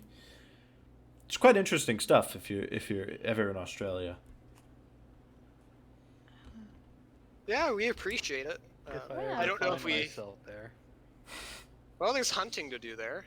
Ever fought a kangaroo? Lots of wild beasts in Australia. That's true. Watch out for the Lots of spiders. That's Can like a get pretty lovely big. place. Get yourself. The Aborigine people say that there are spiders the size of beasts. Mm. Maybe I won't go. Change his mind. But yeah, thank you for this information. Is there anything we can do for you? No. Okay. Yeah. Excellent. Thank you so much. You were Well, very helpful. No Be on our problem. way then. Alright, so walking out of that Have office. a lovely day. Yeah, walking out of this office, as we're walking down the hallway, I'm gonna say, okay, so how much of that you think was pertinent, and how much of that was hogwash? Because my eyes glazed over. Well, One story in. remember in Jackson Elias's notes, he said something about he needed to make a trip to Australia. So, and that this was a big conspiracy, a worldwide conspiracy. So it might be necessary for later down the line. You think he was serious about the giant spiders? No, probably not. Okay. Plus, that'd be a cool story to fight one. Yeah. There's a lot of this investigation stuff I still gotta learn, apparently. Well, you just don't believe the things that scare you, and only believe the things that don't. You're doing great. Yeah. I'll take that advice to heart. But I feel bad for this Cthulhu guy trapped under the water. Yeah, I do too. I did. A guy trapped under a water, a guy trapped in a pyramid full of gold bricks. Who cares? What's the difference? You would like being in a pyramid of full bricks, I bet. Of gold bricks. Yeah. Just a lot of gold for one person. But yeah, if we want to continue Jackson's research, we might want to look into Australia at some point. Yeah, of course. I agree. Okay. But let's get milkshakes. Yeah, let's go do that. We have a while before we have to go meet up with the team anyway. Let's go do. So on to Harvard. Kind of a similar story. You make it there. You head onto campus. There is a you actually walk onto campus where there's a library, and then there's also like a one of the residence halls where you guys end up walking onto campus from. Do you guys want to see if you can get some information in the library? Or are you guys going to look for more of like a central administration building? Oh, I wouldn't mind browsing through a library. Yeah. I would, because my library's 20%. But Well, you guys are just looking for information to find.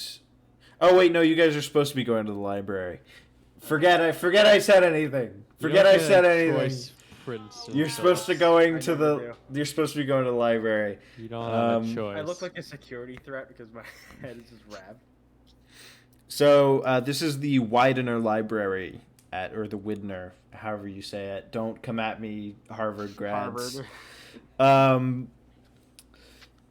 You hear them screeching in the background. Already. You walk in the front door. You see there's just like an expansive. It kind of opens up into just like this expansive, huge library. You can see there's like this kind of circle where you can see all the floors going all the way up as you look over. There's just like floors and floors and floors of shelves and books, and there are so many books here. Princeton's better. God damn. That's in front of you and kind of like to the left a little bit in the building. On your right, immediately there is kind of like this more. Seems like there's more of like an office section, and there is kind of an administration desk that kind of wraps from the wall where by the door to the office part, and comes down across and comes up next to the door. I need a minute. Gotta look at I've all these never- books. I've never been to college before. Really? Oh. Wow. You don't The I mean, college I've been to was Harvard before, but Yeah, I guess college was uncommon for women it at was the time. it was uncommon for everyone at the I'm time. also Oh, an that's true, animal yeah. handler, and I don't think you need college for that. Like graduating from high school was uncommon in the 1920s. Fair enough. Princeton Fair wouldn't know enough. that. Wow. What do you think of it, Amelia? Or was less common, at least. I don't know if it was uncommon. Why? Who has the time to like read all of this? I know. Well, I mean, That's why I don't read. I would assume Oh, I that know. I would assume that this is just to reach a wider demographic of people rather than just a single. It's that way people that study whatever they're Books. studying can find the book they need, and it's basically like a jack of all trades. Think of it like that for reading. Not Yeah. everybody reads everything in here, but Yeah, you're Yeah. not supposed to read every single book, Amelia. I But, think you know- you would still be. I think you'd still be here in your 80s if you had to read all the books in this library. Well, a woman speaks up from behind the counter. Well, actually, you'd be here for probably longer than that. Yeah, it would take you a lot, like 60 years. Come on, Jack. Well, I never said you had to be in your 20s. Anyways, hi. Hello. How are you Hmm. today? I am doing well. How are all of you? I'm doing We fine. are doing pretty doing good. great. I pull out like the letter. I'll just say I had it. Mm-hmm. We are here on behalf of Jackson Elias. He was sent this letter. Oh, I adore Jackson Elias. How is he? He's dead. not doing great. That's a shame. We have all of his books here. Oh, I mean, really? we have a lot. We have a lot of books here, but I pushed specifically for us to get those. Oh. Do you have any books by Princeton Philips? Did Princeton Philips write any books? I think. Did I?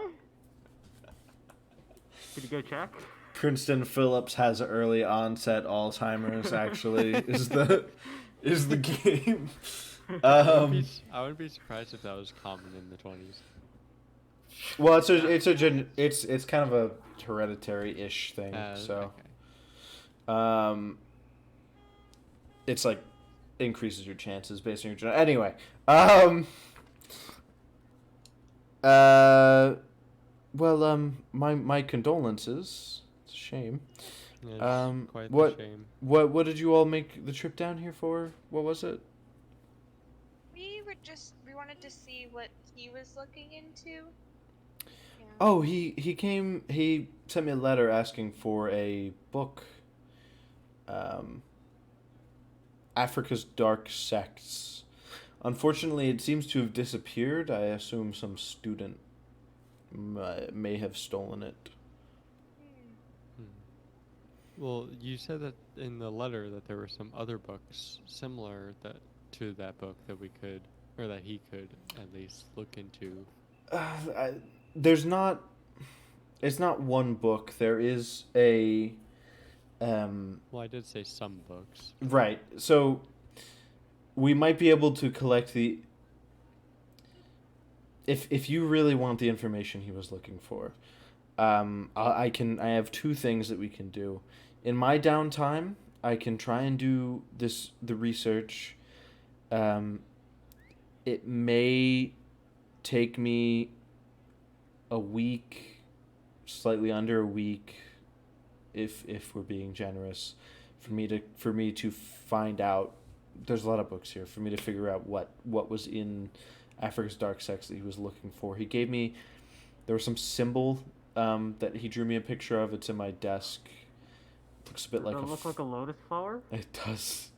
It does look a bit like a flower. So I could look for that next week, or alternatively, you could spend the next 12 hours here, 10 to 12 hours, helping me look. With 3 of you looking and my pointers, we could even be done in 7 or 8 hours. I like those odds. That? I mean, I don't wanna burden you with any more work. It's no burden. Whatever you decide for Jackson. I would say I'd be willing to. I don't know what else we would do, to be honest with you. I'd be willing to look around. Okay. Sound like a good choice. Let's go. We're in agreement. Here, go sit down at that table over there. I'll be right back. So you go sit down at the table. Like 20 minutes pass, 20, 25, 30 minutes. And here she comes with this cart. She's pushing this cart, and she's just got like stacks of books. Just like a mountain of books. Perfect. And she like puts them on the table in like little piles, like of like 5 or 6 books, and they're like this high. Start here and let me know when you're almost through with these, and I will go see. I'll take a few to look through in my downtime.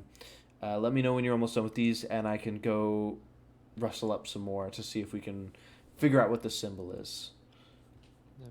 All right, appreciate it. On. Do you have a spare notebook and pen I can borrow? Yes, absolutely, sure. She gives you. I did not expect to do this. I guess Reginald is also here to help. So you have 4 people. Yes. And Reginald is very smart. He went to Columbia. Oh. He Oh, went I to see. Columbia. I see. Columbia. Ugh. Fancy. So, you guys spend the next. Let me just see something real quick. Are we utilizing library use checks? No. Oh. If you guys spend enough time in a place looking for something, most likely you're going to find it.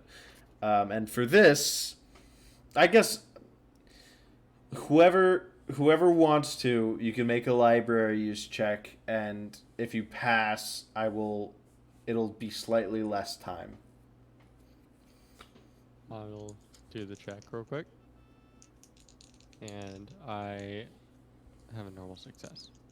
Dang. That's why you bring the journalist with you to do book research.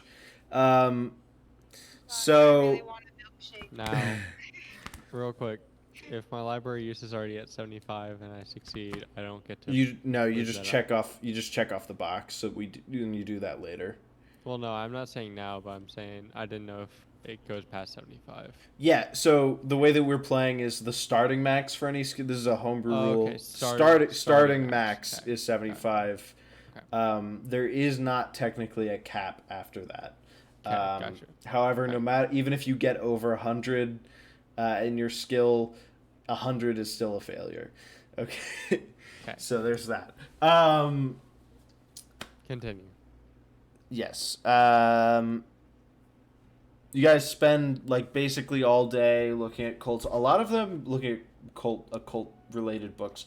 A lot of them are fairly mundane. It's like, oh, there's a cult in Africa, and they believe that like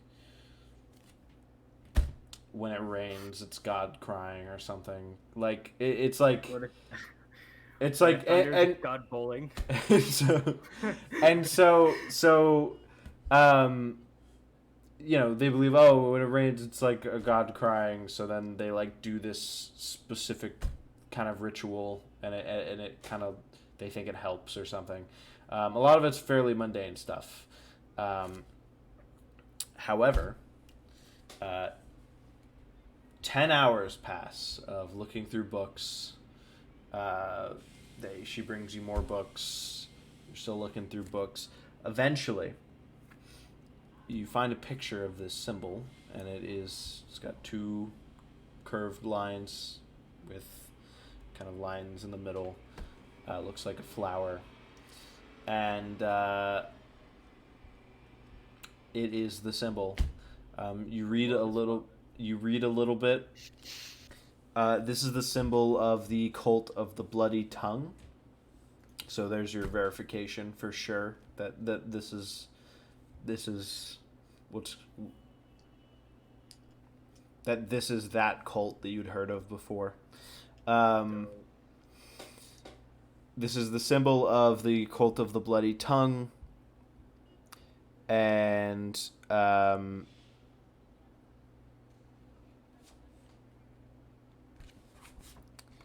this symbol is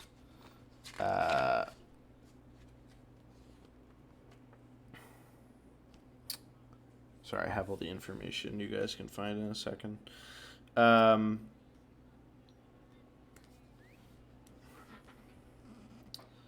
Miskatonic milkshakes must taste really Miskatonic milkshakes. Should be right there. Yeah, Harvard milkshakes. Ugh. So glad I went to Princeton instead, man. You guys want to get milkshakes after this? Yeah. How about you, Reg? Yeah, okay. That's cool. Reginald, how about you? Everybody's nodding. He's nodding in agreement, very much so. Like, He yes. his eyes. He wants that milkshake. Like his head's tilting all the way back and then leaning all the way forward, and he's just And then very he just dropped on the table. enthusiastic. His head drops on the table as his spine snaps. We collapse from exhaustion, Yes. looking at books. I never asked you, Jack. Well, what kind of milkshake are you getting? Because I'm assuming you're going for it. I personally, I'm a pretty plain man. I like some vanilla myself. Okay. I like some strawberry. I like strawberries because they have the word straw in them. I get to drink through. Wow. Yeah, I love puns. So okay, so you find out this is the symbol of the cult of the bloody tongue. You find out that it is believed to have originated in Kenya, although it is believed people are unsure of if it still does or doesn't exist anymore. The belief is that it doesn't, but there are still some people who claim that it does.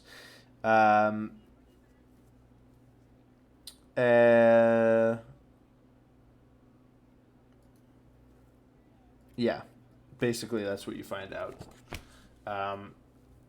This symbol is for sure connected to a cult called the Cult of the Bloody Tongue that, according to a lot of people, doesn't exist anymore. Okay.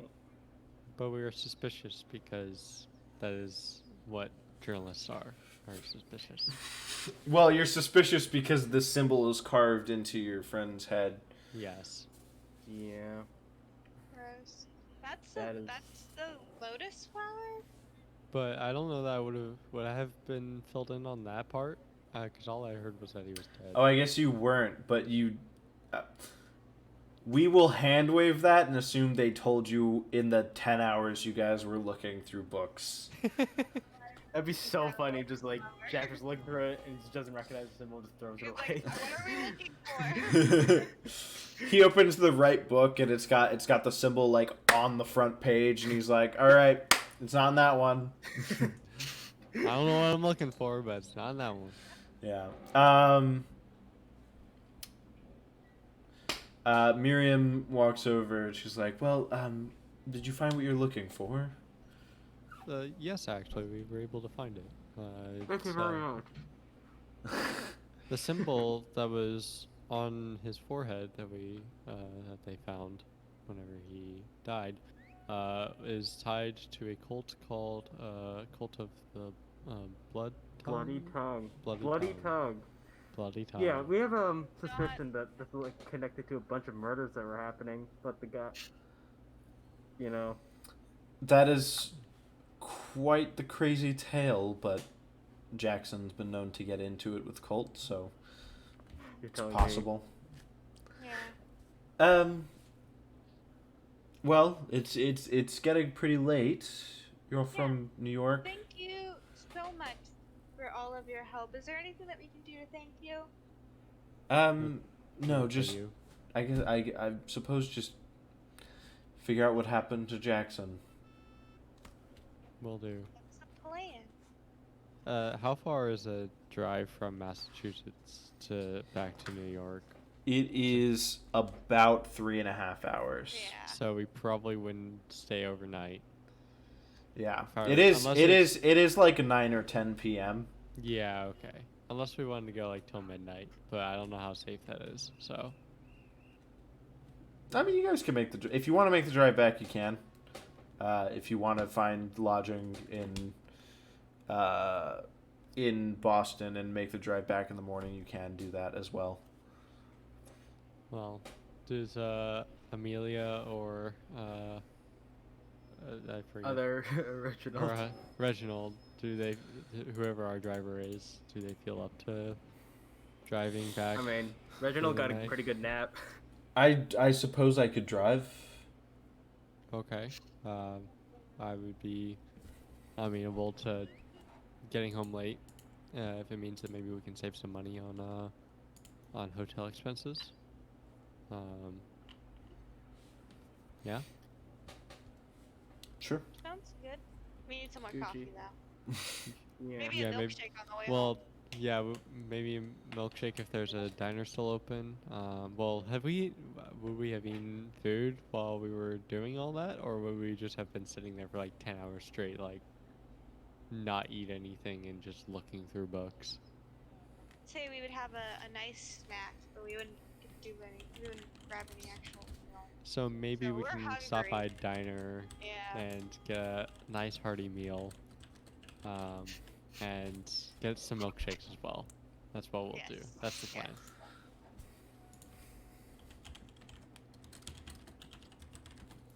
Okay. Yeah. Keeper. Yes. So, Reginald, you mean? Call you Reggie? so you head back to you all start heading back to New York. You get back that night. You head to sleep. You guys still don't know where you're meeting up in the morning. Oh. I guess you guys should just meet up where you've always been meeting, which is at the Speakeasy. That would make Well, sense. Yeah, for breakfast. Yeah, is it for Sunday? breakfast. Is it Sunday or Well, Monday? it'll be Monday morning when you wake up. Okay. So it will be the day of the reading. Yes. Yep. Okay. So,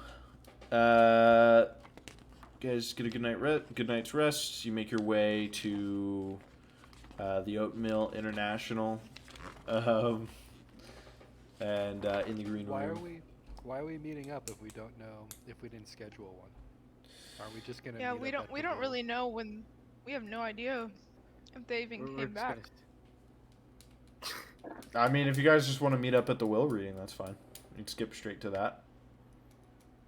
Sure. Well, I mean, we could grab breakfast separately if anybody wanted to, but I just don't think that we just happen to have meet up together in the morning. Can we just like say that we all happen to have thought the same thing, and like we all wanted breakfast, and we all knew about this one delicious breakfast place, and we all decided to meet. We all Go wanted there a for breakfast. personal, like, oatmeal fountain this And then morning. exactly, and then we just We all could- listen, happen we to c- see each other and I sit with feel- each other and discuss. I feel like the thing that I said was less of a leap in logic than that. However, however, Wait, because what you guys, did you say? well, Gavin just said you guys would all just go to this random breakfast place because you all well, had I the thought same it was thought. the place that we would Yeah, have we're all gonna the speakeasy. previously met. Oh well, yeah. Yeah, The That's what I'm saying. Well, the reason that I was saying you guys would go there is because that's where you've been meeting up every day before then. I guess Jack wouldn't know that. But we can skip if Luke doesn't think that makes sense. We can skip straight to the will reading because you guys would all it's know. Well, We it's can kind of meet like up. we didn't know when they were gonna get here. We don't know like if It's like free food though. Yeah, that is true. Also, so there's we no just gotta reason. show up There's no or two reason. if they also show up. Well, there's no reason for the three of you to not go together. Well, yeah, no, the three of us would go. I just don't know if the three of them are gonna be there. I think is. You know what? Yeah, sure. That's Okay. true. This is my restaurant. Why You would guys I- all go to the restaurant. That's it. End To of get story. To get a mimosa with hold the orange juice and some Adler Oh whiskey. my god. Withhold the orange juice. I didn't realize. Like, I feel like the more we play, the more Merrick becomes fancy. Yeah. I'm gonna go ask for a Appletini. I'm around all these really rich people now. It's like Take these rubbing out when you off. drink. Here, you Alright. shouldn't get too like sloshed before this will. Slosh. Don't worry, I hold my liquor good. Yeah, hold my can I just liquor get a well. pot of coffee? Sorry. Yeah. Black coffee? How are you gonna drink this? The, How are you gonna take the it? entire pot. Yeah, they like the entire coffee maker. Yeah. They Just wheel it in. make I it just your like own. use two hands and have to like. But, Sam, I want some. Order yourself a pot. They bring in another like industrial machine. I look at Sam very weirdly and I just pour my coffee into a cup. And then I Like a just regular cup. just in a normal mug and I just drink it dark. So yeah, we should probably talk about the stuff that we learned. Mhm. So we Probably. had a really tough time in Arkham. Did you So know? this professor guy gave this long rant about Australia. But He But I think he it might be- summarized his lecture. You Okay, asked him it's to actually summarize a pretty- lecture. Actually, I believe what he said was very, very helpful. But Eric, are you drunk? Australia does sound like a cool No. place. It's. Would you guys like to learn about what his lecture was about? What was it about, Merrick? Sure. Do tell. So it was that about a rhetor- cult of bats. It was a Ooh. bat cult. Okay. Wow. And it was among one of the tribes in Australia. So it basically the god of cult is the father of bats. Okay, and so they had to do this. They're Aboriginals, and they did human sacrifice. They practiced human sacrifice. They thought their god would appear to them, and then that their god would conquer all men, essentially. But here's something that's, kind of was important to me. The victims would go mad and then die, and I'm not saying that Jackson Elias went mad, but it did seem like he went a little, he didn't seem very sane at the notes that we saw, but yeah, it was just interesting. I guess these people could look like bat-winged snakes for them to take their victims, but apparently they went extinct like hundreds of years ago, right about the time Europeans came around, I guess. But yeah, it was mostly just about that cult. But he did show us these slides of this man standing by these really large stones that was said that these enormous beings, godlike beings, built these great walls and caverns and stones. So he showed us these slideshow slides. There was a man, Arthur McWhirr, on them. Apparently his diary has some more information on the cult and what to do with the northern Australia area that it would have occurred in as well. I guess the bat god, the father of bats, was defeated by this rainbow of snakes thing. He's underneath the sea or something. He's trapped now. But yeah, the professor said that he's gonna send a letter to David Dodge, who's taking care of his house, to let them know wherever in Australia that we could see the diary of Arthur McWhirr. Oh, he gave us the letter of introduction. He gave us the letter of introduction. Yeah. Yes. Sounds like Do you think- y'all's adventure Yeah. was a lot more interesting than Yeah. ours. Yeah, Do you sounds think like I a covered it, Sam?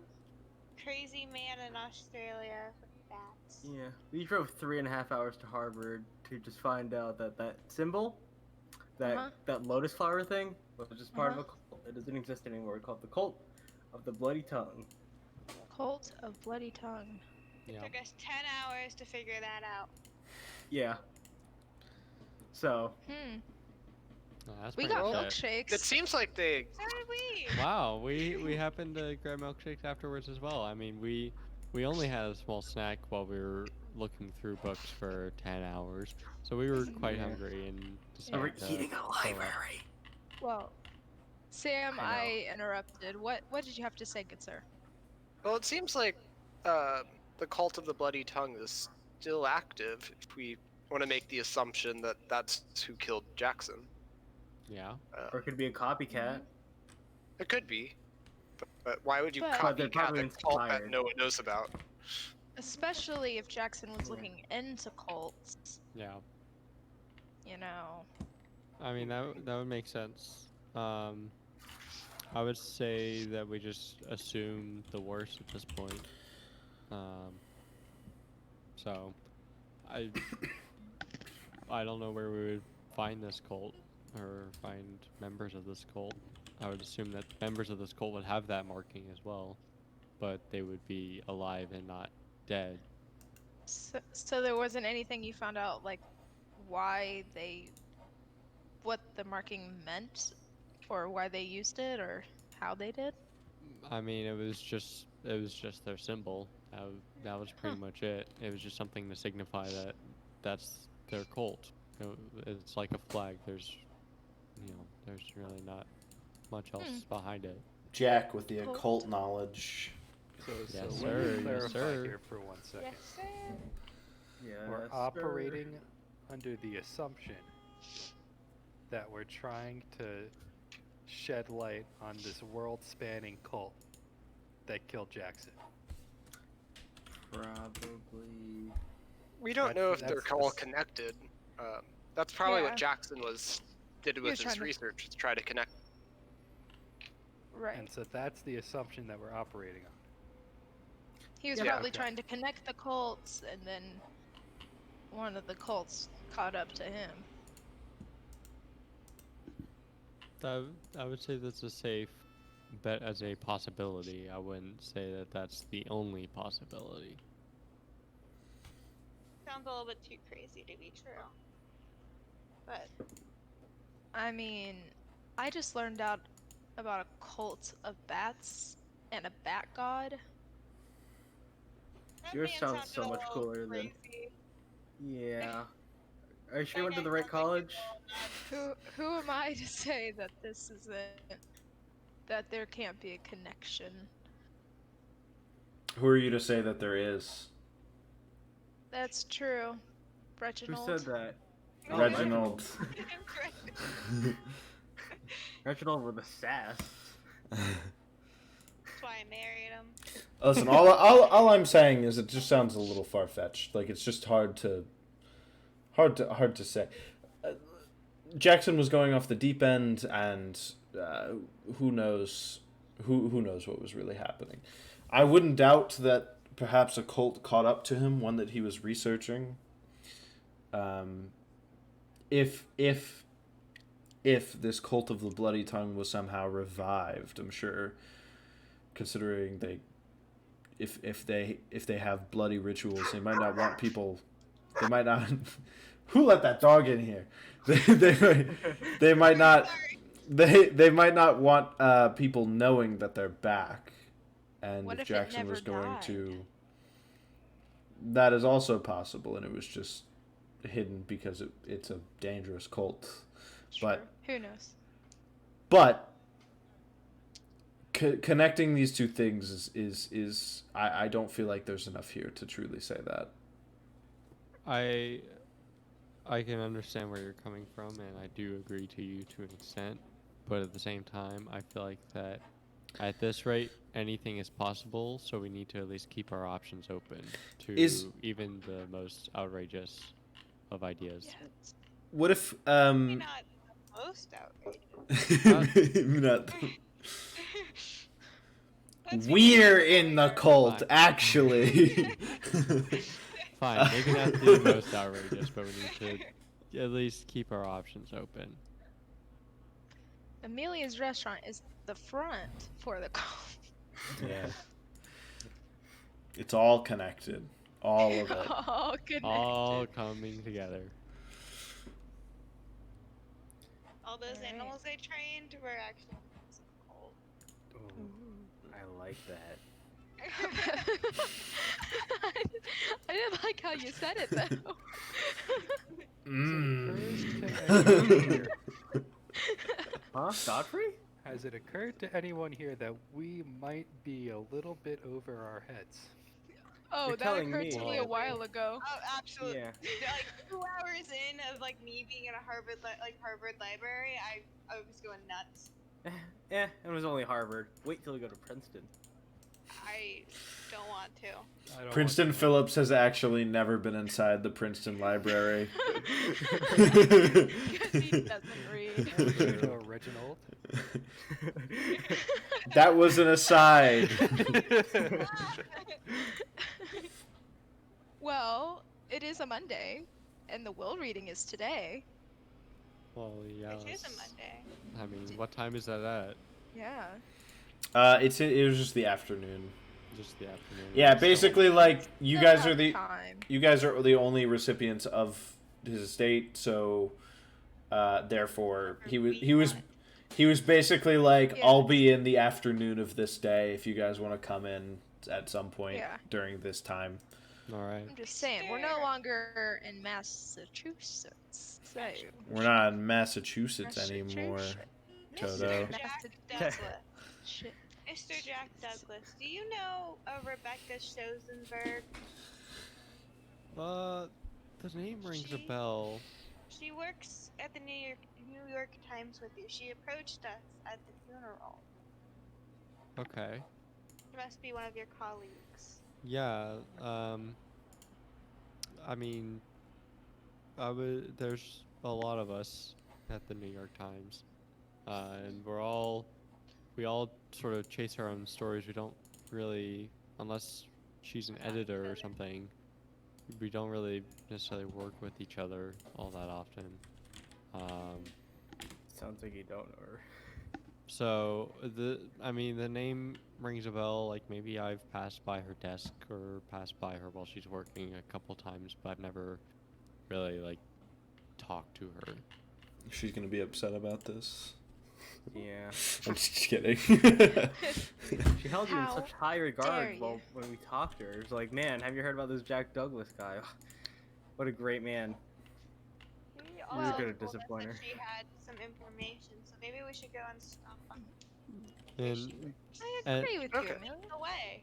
and maybe also my memory is just not serving me right after the crazy past week or so. Going to Harvard and back. Well, that, Spend 10 hours but in a also the story I've been 12 hours. chasing. And Oh. anyway, I mean, he just got married. I did get married recently. So Oh! So did Amelia. That's gotta mean Yes. some restless nights, you know? Someday my princess will come. moving houses, all that fun Right. jazz. Uh-huh. Totally what you meant. Yeah. Well, Amelia, I think you're onto something. We should go check out the New York Times. I mean, think you're- I can show y'all where I work. Yeah. It's not, I'll take it's not us very there. interesting, but no, I mean, Well, Sure. Well, Rebecca Schosenberg wanted to speak with us, and I think it's about time we do. All right, so you guys head to the New York Times. Yes. Bam.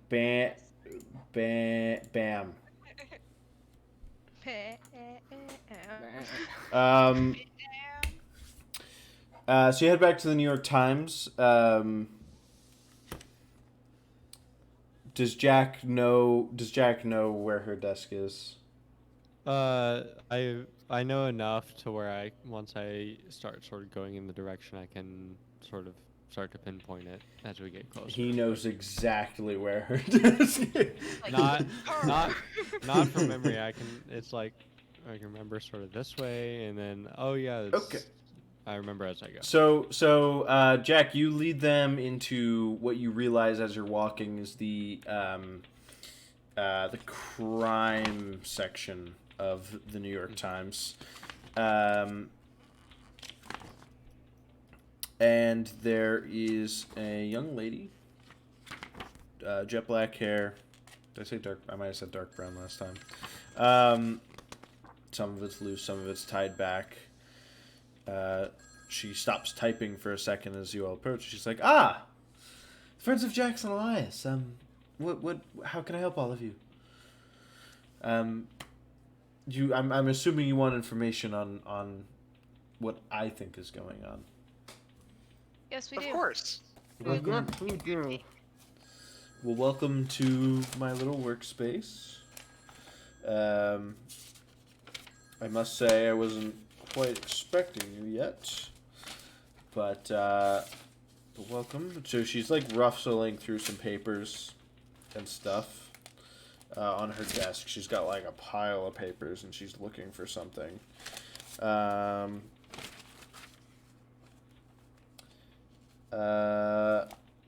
She's still rustling. New York Times, huh? Wow. She's rustling through papers. The sound of typewriters is very. Yeah, they just don't stop typing. Even if there's not a story around. Oh, I wonder if they reviewed one of my books. You should ask. I didn't know that you had written any novels. Did you even know? No, we didn't. As stated, whenever we went to that library. I'm pretty sure. I'm like 45% sure I did. You might have co-authored something and you didn't realize it. Or like a research paper and you published something within a journal, maybe? Did I? As a professor, that is something that you might have done. You're supposed to do that? No. Well, Alright. professors, you don't have to, I guess. You could Yeah. just You don't have not to. inform other people of your work. Oh my I god, I think- was looking in the wrong section. I think that's what I did. I think you forget, Merrick, that Professor Phillips probably did the minimum that is required to become a professor. So, Princeton. I would hate to say it, but yeah, I think you're right. I wouldn't to say expect that. too much from him. Okay, so she pulls out of this pile of papers a little, like, some clippings, basically, and she passes them to one of you. And reading them, they're all about Hilton Adams, the murders that Hilton Adams was accused of. The reports about the first two bodies, they don't show a definite link. They're not even talking about it. But by the third killing, they're speaking of connections between those two and the other ones, with the carving and the entrails, like, killed very similarly.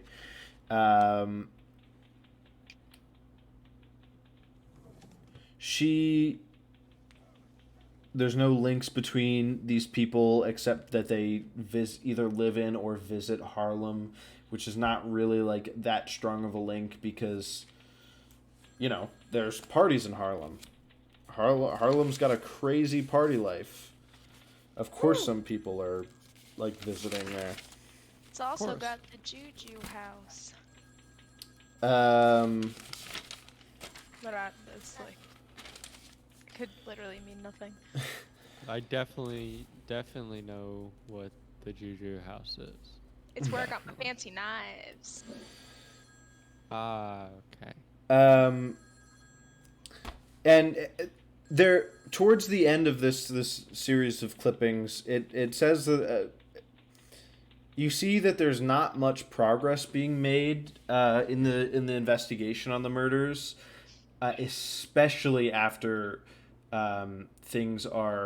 everything is transferred over to one Captain Robeson of the Harlem precinct. And up until the point of the 8th murder, where Hilton Adams is arrested on the scene of the crime. What do you all think of that? Now that you have most of the relevant information.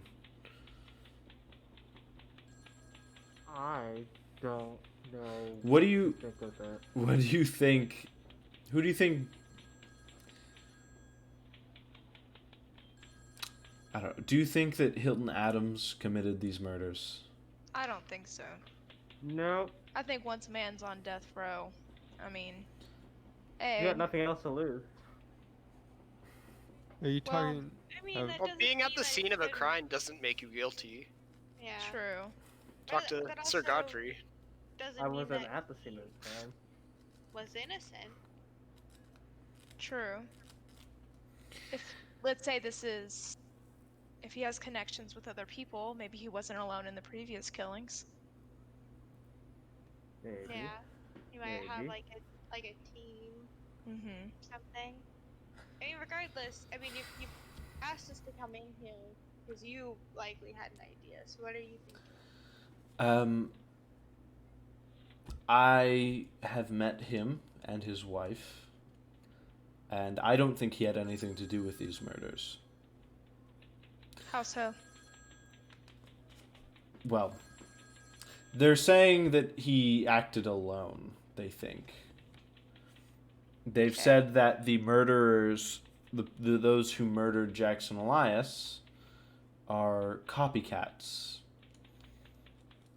That they've never had evidence for more than one person at the scene of a crime. It's usually a few. It's usually one person. They say.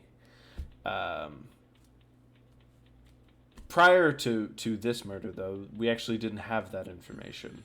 We just knew that they arrested Hilton Adams. Would he, as part of your investigation on this, did you see any motives, any past history of why he would commit really any of these crimes, like any connections between him and any of the people that he supposedly was accused of murdering? No, Hilton Adams was a war hero whose only crime was caring about his community. Can I do a psychology check on her? Sure. Sure. Sure you can. Does May Ares I- want to do a may I psychology check? I very much do. Sure. Let's see. I passed, just a regular. You see kind of Pass. okay. I've You best- see this kind of like this I don't know exactly what to call it. This kind of inquisitive fervor behind her eyes. Like she is really grilling you and listening intently for exactly what you guys think. Wait, can you repeat that little bit you cut out for me? She you see kind of in her eyes this inquisitive fervor almost. Mm-hmm. She's asking you these questions, like she's basically going full journalist on you guys, asking you these questions, giving you this information, and seeing how you react. And she believes everything she's saying to you. You think it seems. Okay. So there were other suspects though of this murder with Jackson. No. No. There are. I thought there were maybe other people on the list For Jackson. for Jackson. Oh, for Jackson. Yes. They're saying it's copycats though. They're not giving us solid enough an answer to write a story on it. They're saying it's copycats. They're saying this murder has they're not treating it as if it has a connection. But apparently from an inside source I've heard maybe they are. I don't know. Something's not adding up. It sounds like this whole situation is quite a mess Well, and Do you have disjointed. any information that would prove that it wouldn't be a copycat or anything like that? Do you have any other leads that you're thinking of? well, I can't prove a negative. But You can I- tell us your ideas. You don't have to prove it. well, Yeah. I have. Listen, Robson only got the case because some of the later murders were started actually turning up in Harlem itself instead of just around. And this push to him was bolstered by the claims of some African death cult. I can't find anything concrete, but Robson has to be either incompetent at best or corrupt at worst. There's no way this information, this new murder has totally revealed it to me. There's no way they can both be saying that it's a copycat and it's also connected, and they're gonna throw the book at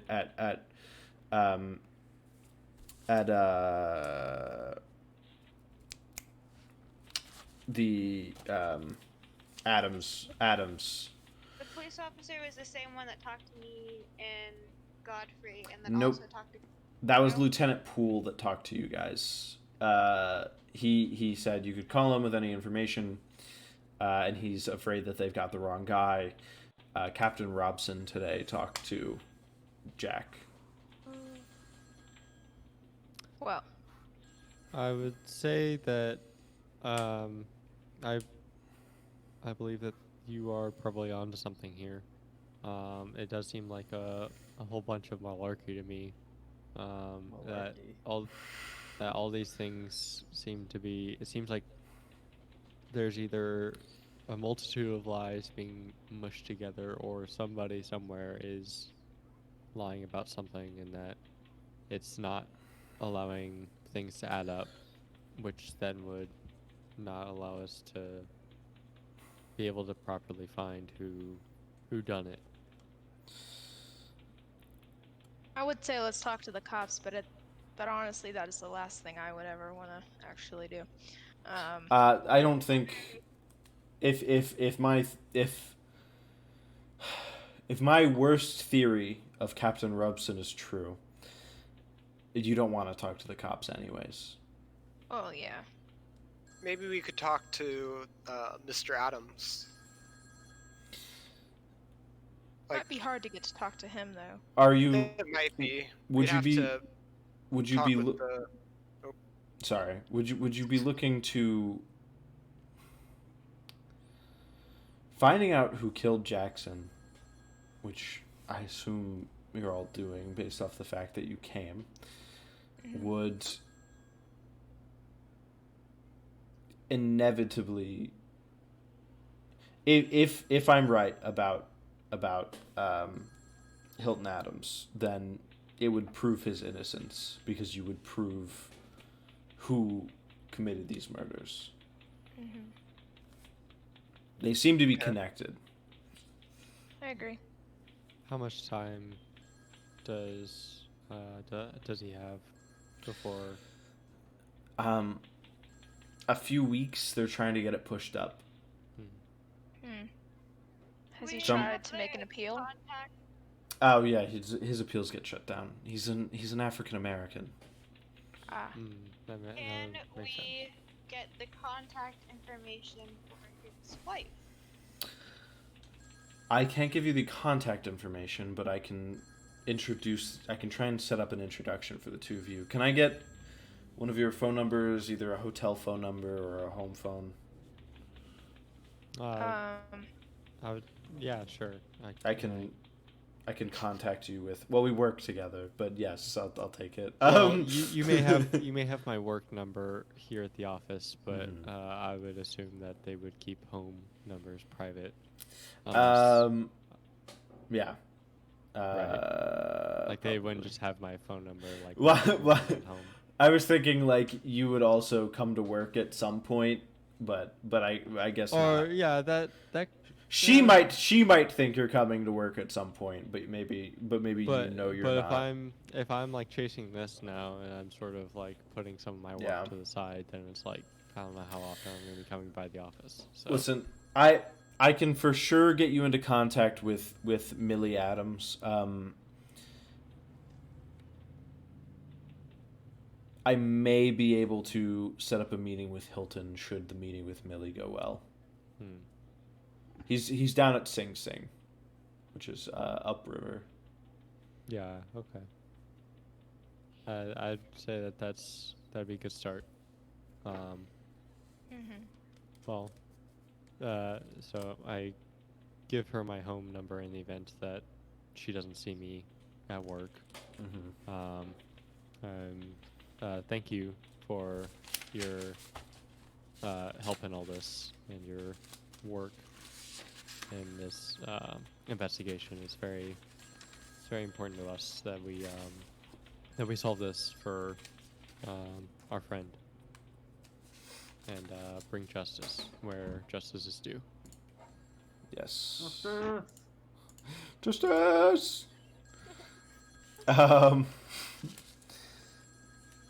God, so many phones ringing.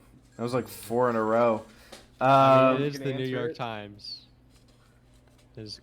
I would assume it's quite a busy office unless. It is. It's bustling. This is like an epicenter of journalistic activity. There's like The people hustle and bustle. running around. Well, unless she was like in a high enough position to have like her own office, but. Not quite. You would imagine, being a journalist who moved up the ranks by having a big story yourself, that she is hoping that this story of Hilton Adams being innocent will move her up the ranks, because it's a huge story. That would be a huge story. Yeah. So I can empathize with her on that. Well, and you understand like that she does have that motive as well as just wanting justice. Yeah.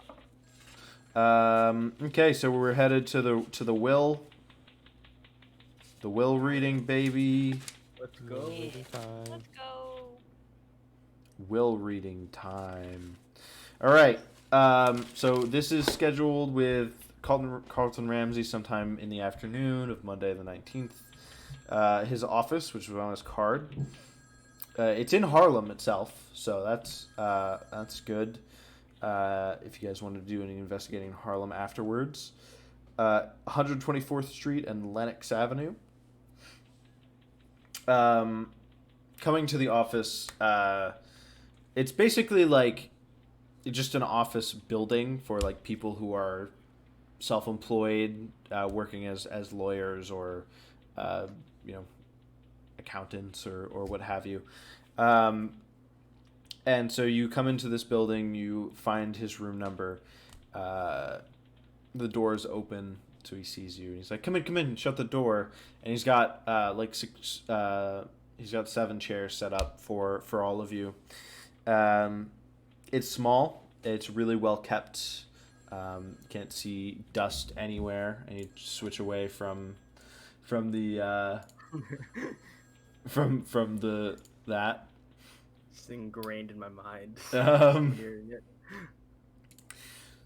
Well, this is a sad time. I realize.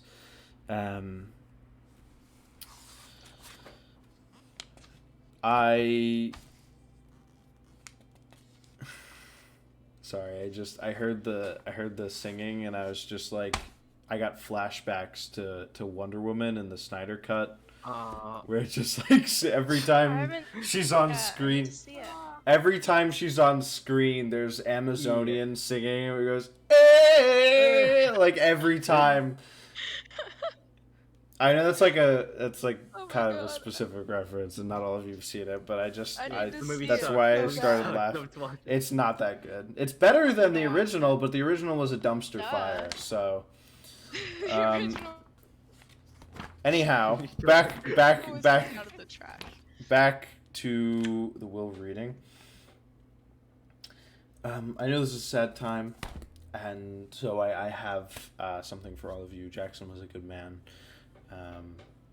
and he opens his desk drawer, and he pushes on the corner, and it kind of flips up, and he pulls out a bottle of whiskey and a set of glasses. He pours everyone kind of a Good glass. sir. Is it Adler whiskey? It is not Adler whiskey, unfortunately. Bad taste. Bad taste. Sir, do you have any straws, by any chance? Oh my god. You can just unwrap your head, my good man. A simple no would have been okay. Princeton, I would love to watch you shoot whiskey through a straw. It just goes all over, like everything. Just this like small shot of whiskey in this giant straw. So he pulls out this Just this Straw. he pulls out this a bunch of papers. No, not a straw.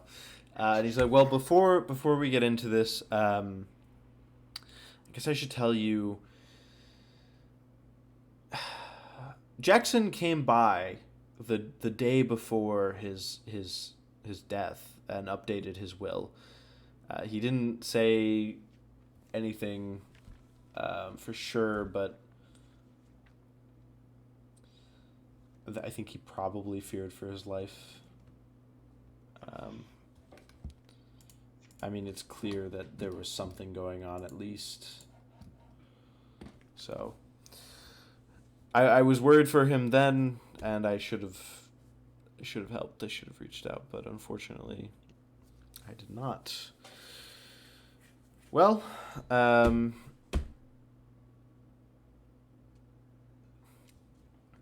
guess I will now read the will. So he's given me the full power of attorney.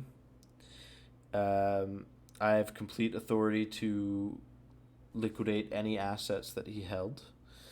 I have been told to use these assets to create and manage a fund.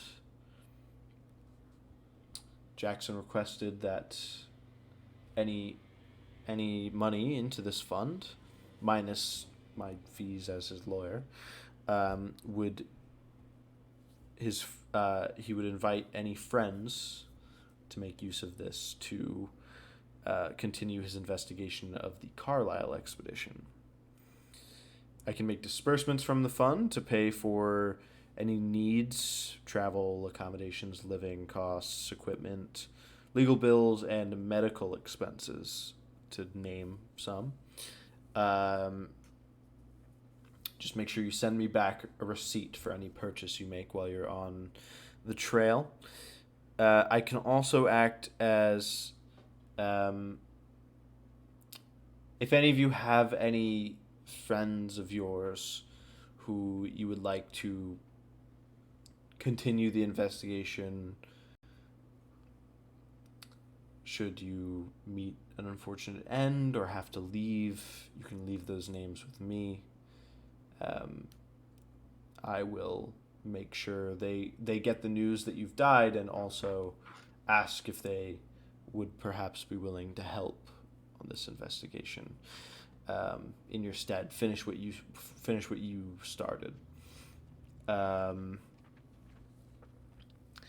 could also act as a point of contact in case any of you are in different parts of the world from each other. That probably shouldn't happen, but it can if you have two leads that lead you in different directions.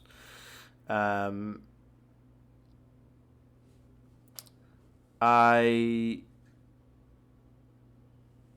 also need to read this to you. This is the note that Jackson left me when he came to rewrite his will. He told me that I should give it to you. So give me 1 second while I pull it out. For all the money I'm gonna get, guys. Now, he was an author, so it's going to be difficult to read. Telling me. But not to worry, I can read it. Hooray! Greetings from beyond the grave. By now you know that I've really left you. By now you know that all I've really left you is a whole heap of trouble. If I were still around to have an opinion on the matter, I would understand if you decided to walk away from it all. Hell, if I'm dead right now, that's a good indication I should have done the same. But you know me too well, and I know you too well. If you were the kind of person who always did the reasonable thing, or sensible thing rather, we wouldn't be such good friends. You've been there when I needed you in the past, and I hope you will be again, even if it's too late to save me. I've been pulling threads all over the world, and while most of them are still unraveling, I think I'm onto something big. Carlton and Jonah can fill in more of the details for you. I've left some of my papers and notes with them, and which should help you work out which hornet nests you need to poke next. I trust you to bring my killers to justice. Of course, I'm assuming I was murdered. It will be just plain embarrassing if I was run over by a trolley car. Follow my investigation to its bloody end and seek out the truth. I'm not asking you to finish my book. None of you can write worth a damn. Your friend always, Jackson. Hey. Very kind of him. Damn. You know? I don't think he liked Harold's book or Jack's article.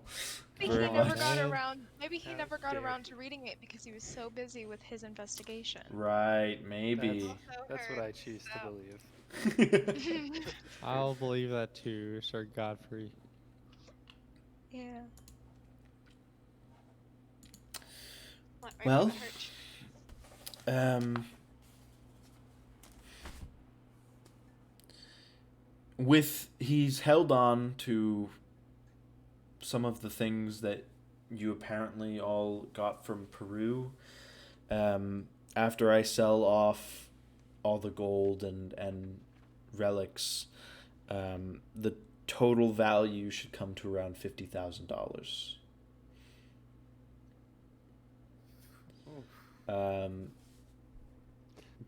That menacing look on Sir Godfrey's face. That's a lot of money. It is a lot of money.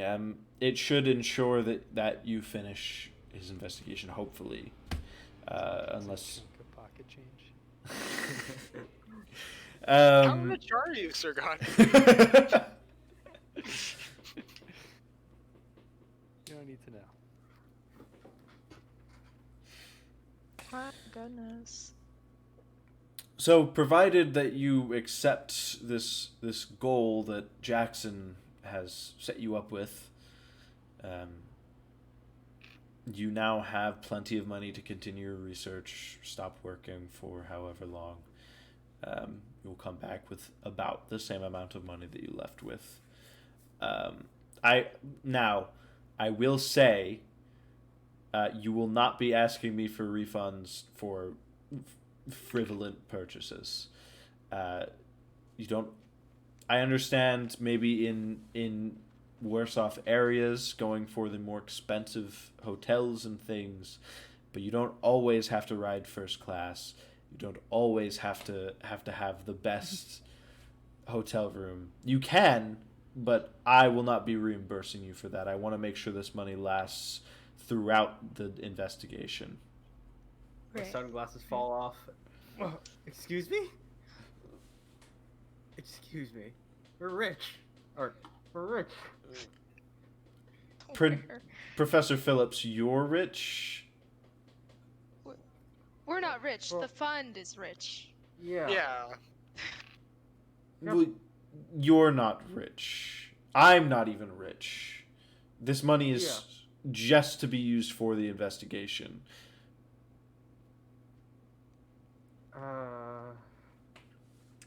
I will tell you what. I will pay a portion of the luxury hotel rooms. Not a large portion, because that's not what this money should be used on. Aside from in worse off areas, that is fine. There are areas of the world where you need to be in the nice places, otherwise you get mugged. But say in New York, I'm not paying for all of you to stay in the plaza. Right. Okay. Okay. Fine. I'll take it. I got some money that I can spare. So. Well, the point is you don't have to spare any money. Like, you could just, as long as you can argue that it was a purchase for the expedition, then he's gonna reimburse you. Yeah. You weren't going to Alright. stay at the nicest hotels anyway. Yeah. Yeah.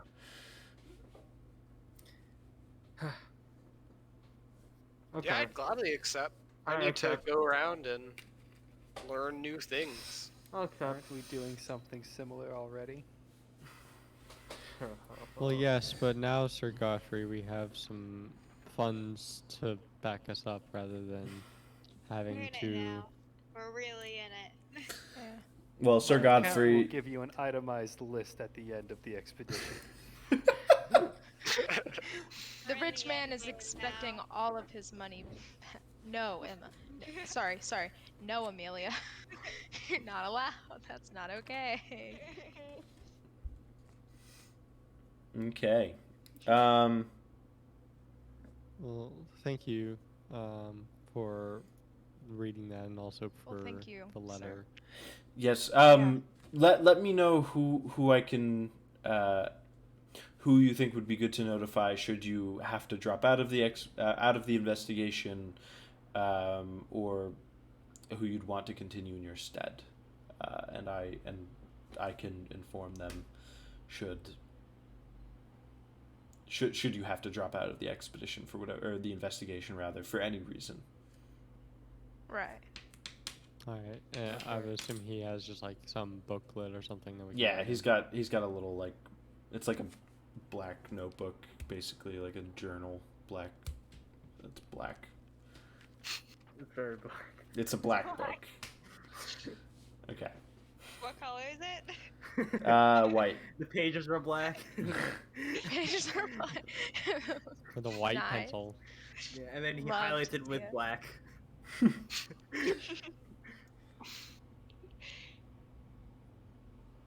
Okay. What do you guys want to do this evening?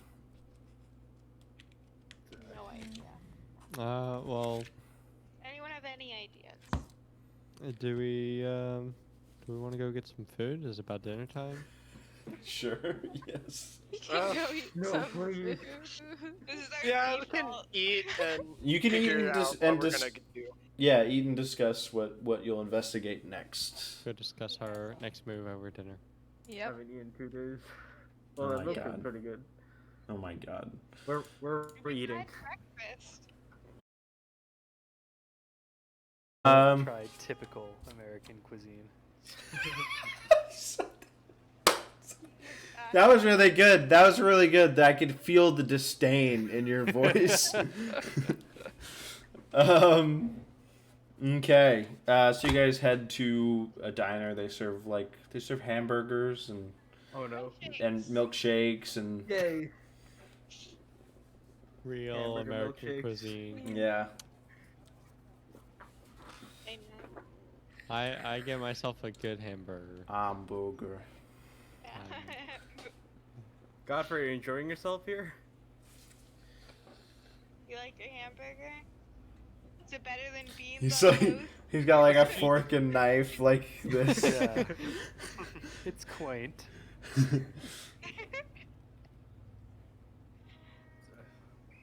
See, does anyone have any ideas where to go next?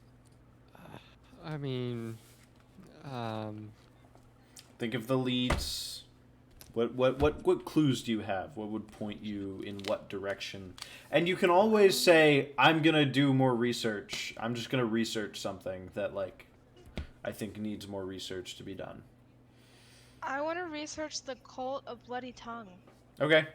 That's You can. easy, That's a that- thing that you guys can do. I wanna Okay. do that too. Oh. Where would we go to do that? Yeah. I might research Mr. Warren Bassart too, from the Okay. letter from Cairo. So all of this information, because it's foreign, it might be best to go to probably a library. I need the biggest and best library there is. You can go to Harvard. the New York Public Library Is that the Oh. biggest and best? in New York, I believe. So yes, it's the Do I- one with the lions in front of it. Yes, I'm aware. Yes. Okay then. What other library can you think of in New York? That's I the don't know, that was maybe that there's was. some The deep NYU library? underground. You're Maybe looking there's for the library. secret. You're looking for the secret cult library where they have the Necronomicon. Yeah. That would be great. Can I go there? There's an ad in the papers for. Great. Give me the number, the address. I'll be there right now. Well, I want to do sort of in my own journalistic way. I want to go do an investigation on the police officer that's Robinson. Yeah, Robinson. I look Um, forward to seeing what you find. To see what history he has with regards to dealing with different cases. Do we all want to go to the library together, or are you going to do that somewhere else? We I can don't- split up and team up if you. I however don't you think. know. I don't know if I would be able to find that in a library, 'cause I don't know. Well, I don't know at the time Go to if they would have police made like records? police records public. Yeah, you might you can want to just- talk with that lieutenant that talked with Maybe. Amelia and Sir Godfrey. Lieutenant Poole, baby. He was very nice. What were you I gonna wanna say talk to the before? lieutenant. What were you gonna say Are before you gonna talk Anthony to the spoke? lieutenant? Pierce. What was I gonna say? Something? I don't think I was gonna something say about if police reports. Oh, were- well, so you could probably just go to the police station.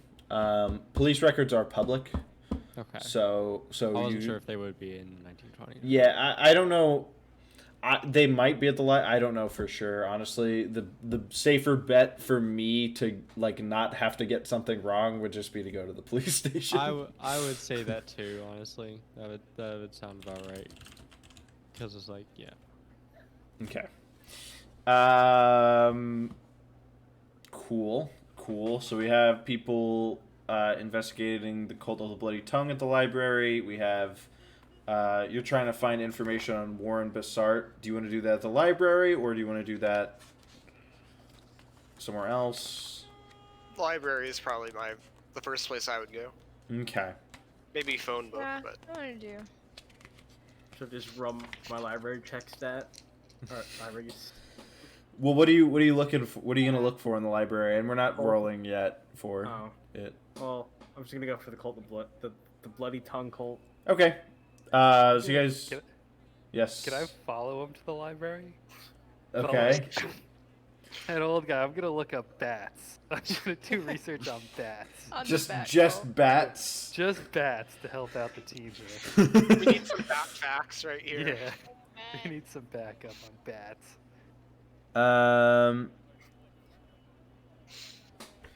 I'm trying to figure out something real quick. So okay, so we can do that. So you guys would probably finish your food.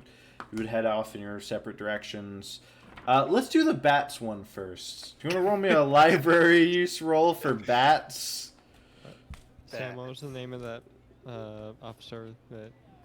Lieutenant Poole. Oh, never Lieutenant mind. Poole, yeah. What's the library use roll for bats? How goes the search? It's a fail. You can only find books about birds. Weirdly, like you would think that maybe like there would be some bats in like the bird books. You spend all your time looking through those, and you can't find anything. So the three of you, I'm gonna say the two people who already looked through. So the Amelia and Princeton, because you spent all day researching with Miriam's help, and you know what books to look for. You guys get a bonus die, so you have to re-roll the 10s. Merrick, you do not get a bonus die on the library use We're doing roll. library use? Yes, library use. Something that I 100% do not have anything in? You what? Wow. Rolled a 7. 7? 18. Let's go. I passed. Okay. 3 Success. passes. Like, literally barely a success. 3. Yeah, I know. I Oh. got 18. Okay. I'm so happy. Oh, I get to check it off. Let's go. So, oh yeah, don't forget to check off stuff when you make your rolls. So at first you're kind of retreading ground you already knew information about how, it's the cult of the bloody tongue. They may have originated in Africa, but they seem to be long dead. You do find out, however, that there are some... There is some speculation. It's very little, but there is some speculation that one of the runes of the cult descends directly from another group in Egypt, or a series of groups in Egypt. But it's unclear. It's unclear what group exactly, but it was a group that was driven out of Egypt for sure, dynastic Egypt. Okay. And is that the lotus symbol rune thing? Yes, they say that it descended. It's not the exact same symbol. It wasn't the exact same symbol before, because there was no group leaving Egypt that had that symbol, but it seems to have maybe come from one of those groups. Like maybe somebody adapted it into that. It's got connections. Yes. Okay.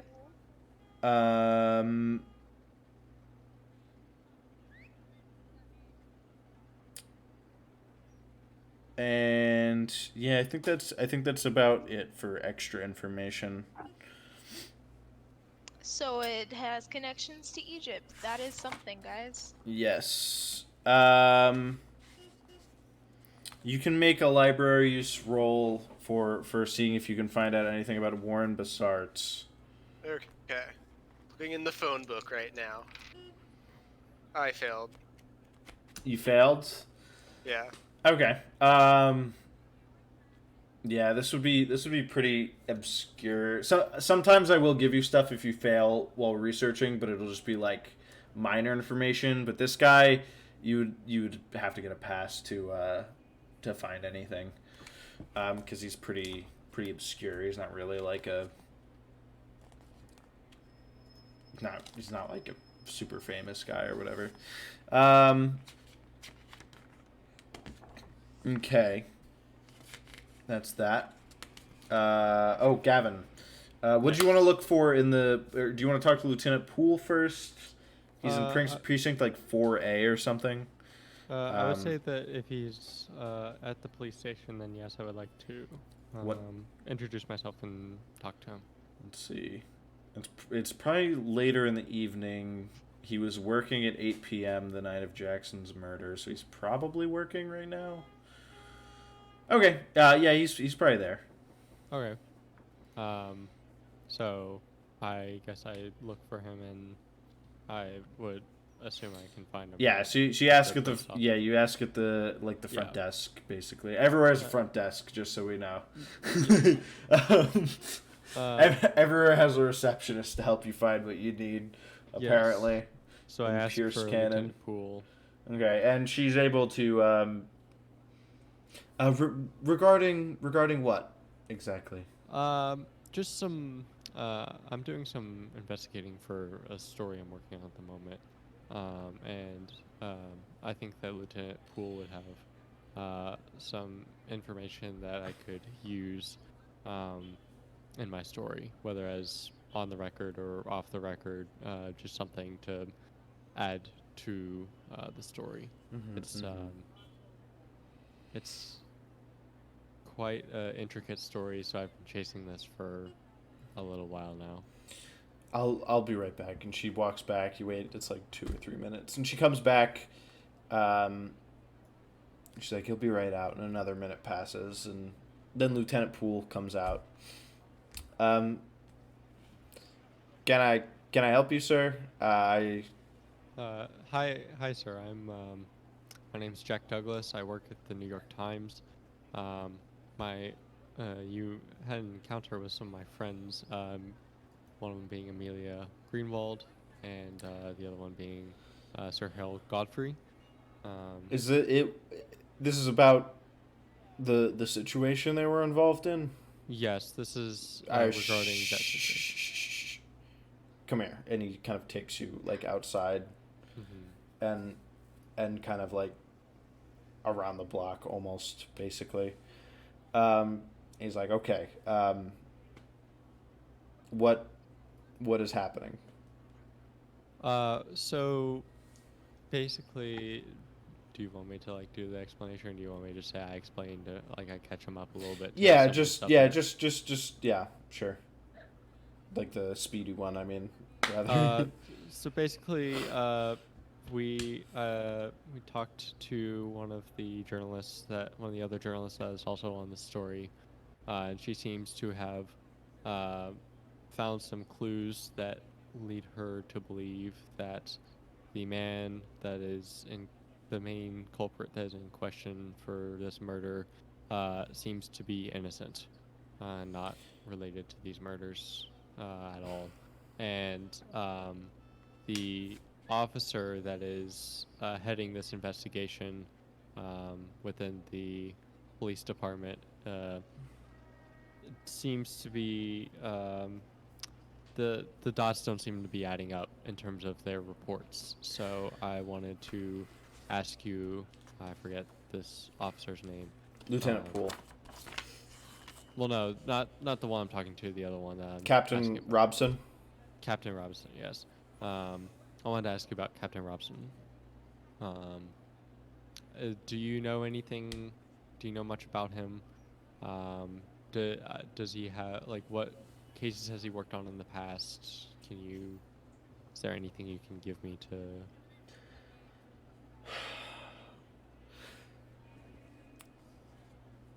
I don't know that I can give you anything that is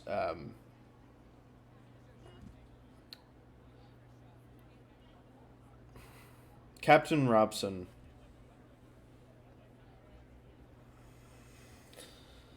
I have my suspicions that I'm only going to tell you this because it seems like you already know something. It seems Captain Robson may be taking money from somebody. And I don't know who. It seems like Miss Chosenberg, was it? Seems like she's on to something there. I don't know that I can give you anything. I've tried to look into it myself. He covers up his tracks very well. I don't know if I would already know. Does he work at the same police department that Lieutenant Poole does, or is it No, he works at the one in Harlem. This is Oh, like, that's right. Yeah, in Harlem. yeah. That's right. Okay. Is do you maybe have any? Because I want to look at and see at some of his past police reports, just to sort of see if maybe there's a pattern between if there's some method to any of his um, to any of his investigations, like any motives or any tendencies that he may have. Is there any way you can show me his police reports by chance? we might have a few police reports of his here, but I mean, different precincts don't share every single police report we have, so we would have an incomplete record here. Understandable. If he thinks you know something, I wouldn't recommend going there to look at their police reports. No, I probably wouldn't. It seems like it would be too dangerous to do so at this point. I mean, you can. That's an idea, but Yeah, I don't know that I would probably want to bring my friends with me, and I don't know if I'll talk to them and see, but at this point, I'm not sure if we are quite prepared yet for something like that. So, is there any? Does he work with any colleagues by chance, or does he work alone? he's worked alone as long as I've known him. Okay. Do you know why he would, other than for the one case that is the murder of Jackson, do you know why he would have any motive to come to this part of New York?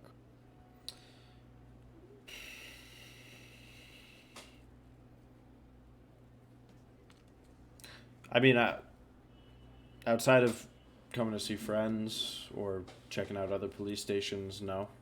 Okay. Well, I think that's all I have for at the moment.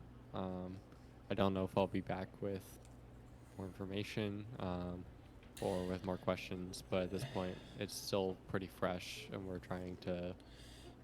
Listen, I don't know if Robson is working with people in the police station. I mean, I don't know if this goes deeper than just one police officer.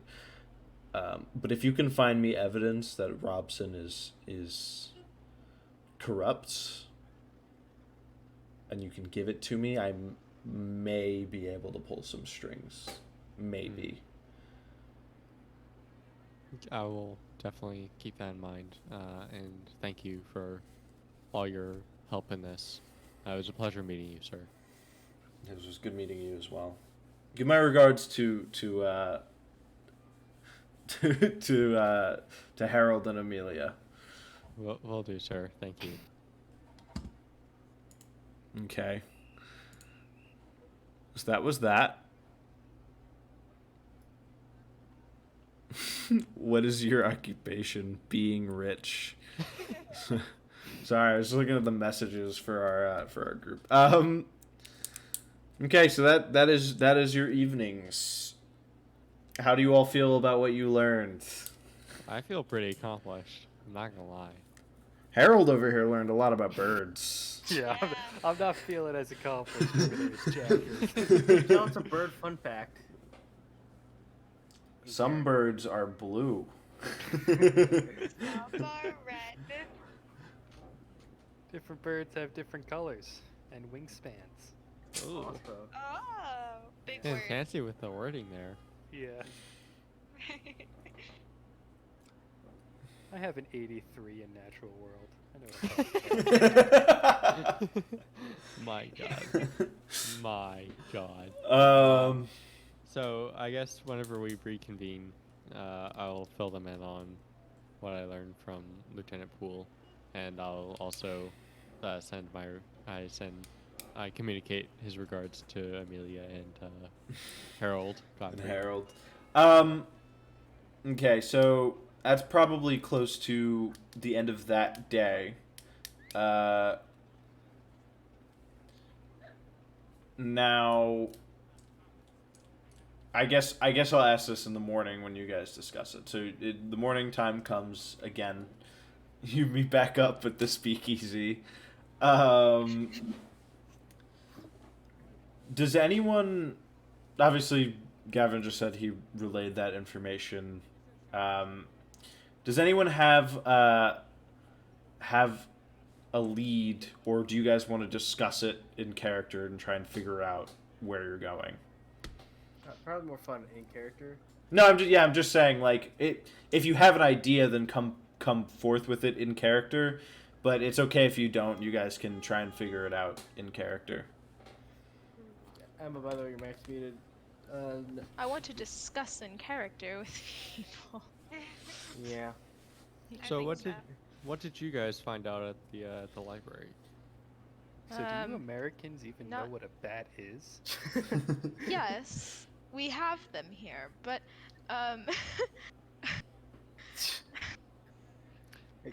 the rune, the lotus symbol, it may have some connections, descends sort of from Egypt.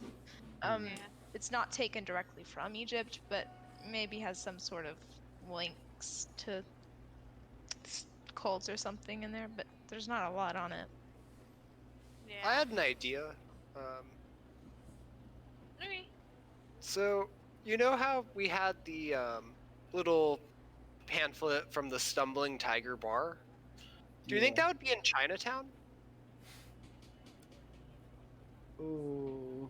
Maybe. Because it's in English, not Chinese, which is why I think it's probably from here and not... I can read Chinese. I have some. Well, it's in English. It's in English. Thanks for the random fact. But thank you for the flex. Oh goodness. I mean that's a good possibility. I wouldn't. Taking a stroll around Chinatown. I wouldn't say that it's. You guys could also just look at a map because there is there's a address on it. Oh, is Oh it? yeah. Yep. You guys don't have to map here? wander around Chinatown. Well, do you? So what's the address? It says 16 Lantern Street. Or wait, no, 10. The type is very small. 10 Lantern Street.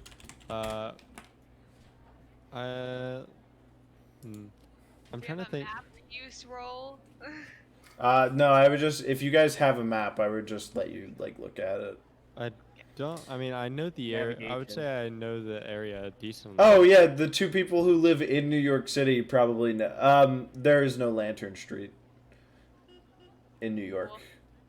Cool. Okay. Well, Interesting. So.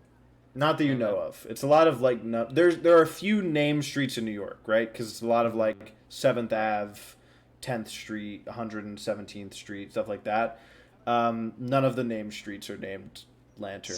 So it's probably some Lantern, obscure, like just street. random street somewhere. yeah, it's probably not in New York then. Where is the Maybe- Google Maps when you need it? What? Mind In the Google Maps. In the 1920s, the Mind Google Maps is amazing. Well, could we maybe find like, I don't. What was the information that Sam found on the NU Foundation where he researched it that one time? I don't remember. Basically, just that it's like in London, pretty Yeah. much. He failed that role, so. Don't know if there would be like, would there just be a world map that we? I don't think there would be a world map that we could see all the streets Yeah. at, or any. There's All the streets in the world. all the streets in the world. It's We like could see if there's an atlas in like the library, but I feel like Maybe. we don't need to do that. If it's not in New York, we don't Several have to. hours. Yeah. I would say that could be something we put a pin on and maybe come back to later if we run out of things. But I would say, maybe just we focus on other things that we have more of a lead on. What do we have a lead on? So I already filled you all in on my discussion with Lieutenant Poole. I think Right. that it may not be a bad idea to do more investigating around that. I don't know if we want to necessarily go into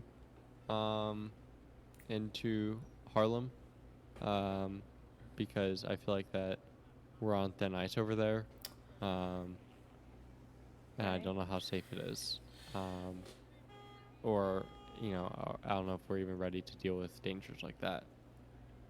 So, Do you guys want to give me idea rolls, which are intelligence rolls? Yes, please. I No, would yeah, I'm gonna love I've got a Anything 90 to in avoid intelligence. actually thinking. I'm on big brain right here. Pass. extreme success. extreme success. I failed. Hard. You've. No, No the thoughts. professor. So everyone who passed at any level, Wait, what's an idea roll? it's an intelligence roll. Intelligence. Yeah. Oh, dope. What are your stats? So anyone who succeeded at any level, you remember Roger Carlyle's sister lives in New York State. Oh, So we should all say it at the same time. Well, you don't Except for Sam. know. Three. 1, 2, 3. Roger Roger Carlyle's Carlyle's sister sister lives lives in in New New Oh York. my Hey. god. No, Who? not even trying. It's I all wasn't And then- sure what we were going to be saying at the same And- time, if I'm being honest. And then you all jump in the air and high five and freeze frame. And then it just freezes for like 3 Sam's like, minutes. why are you guys floating midair? So why don't we maybe go and ask her about some of this? I feel like How did maybe we she would know. find her? Well, She is like famous and rich. True. So. To the famous and or rich people in our group, it's really just rich people. Do you know where to find other rich people? So, Amelia Smell the money. and Reginald, I think you probably haven't gone to any of these, but given that Erica Carlisle is she's the Carlisle family is like famous in this region. She often puts on functions for wealthy people to donate their money to causes.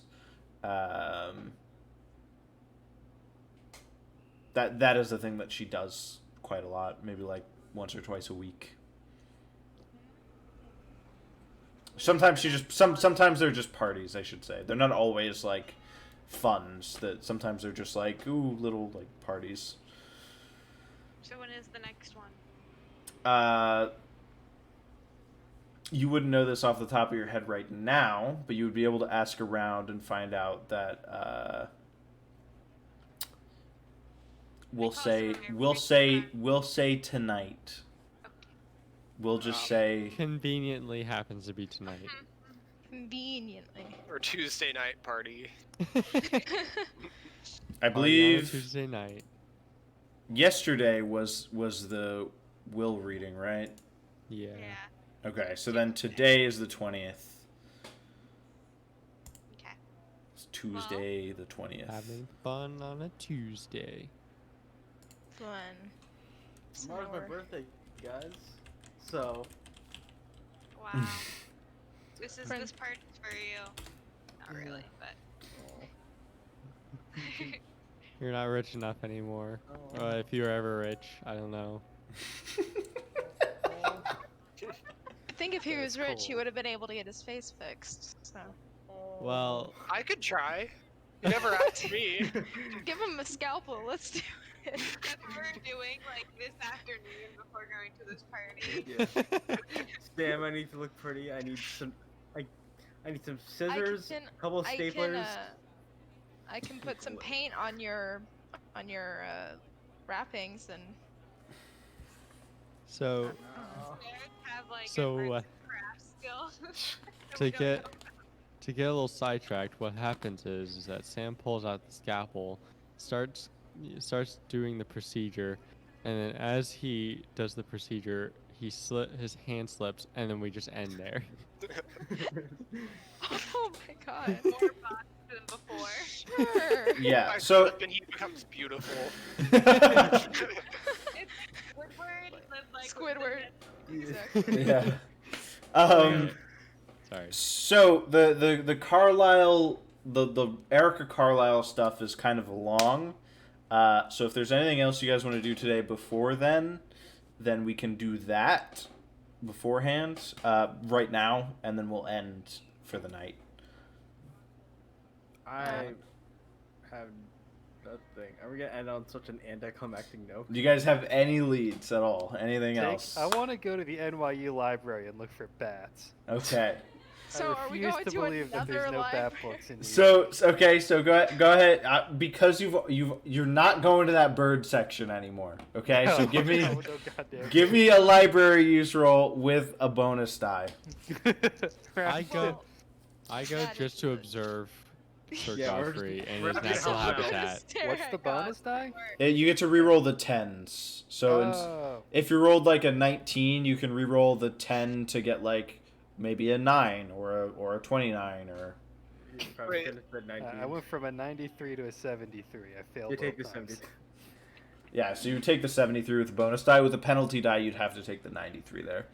Yeah. Okay, so you just can't find the section on bats. You just God damn it. you know it's not where the birds are. You know it's not where the birds are. You look in the next section. This is on bears. I don't.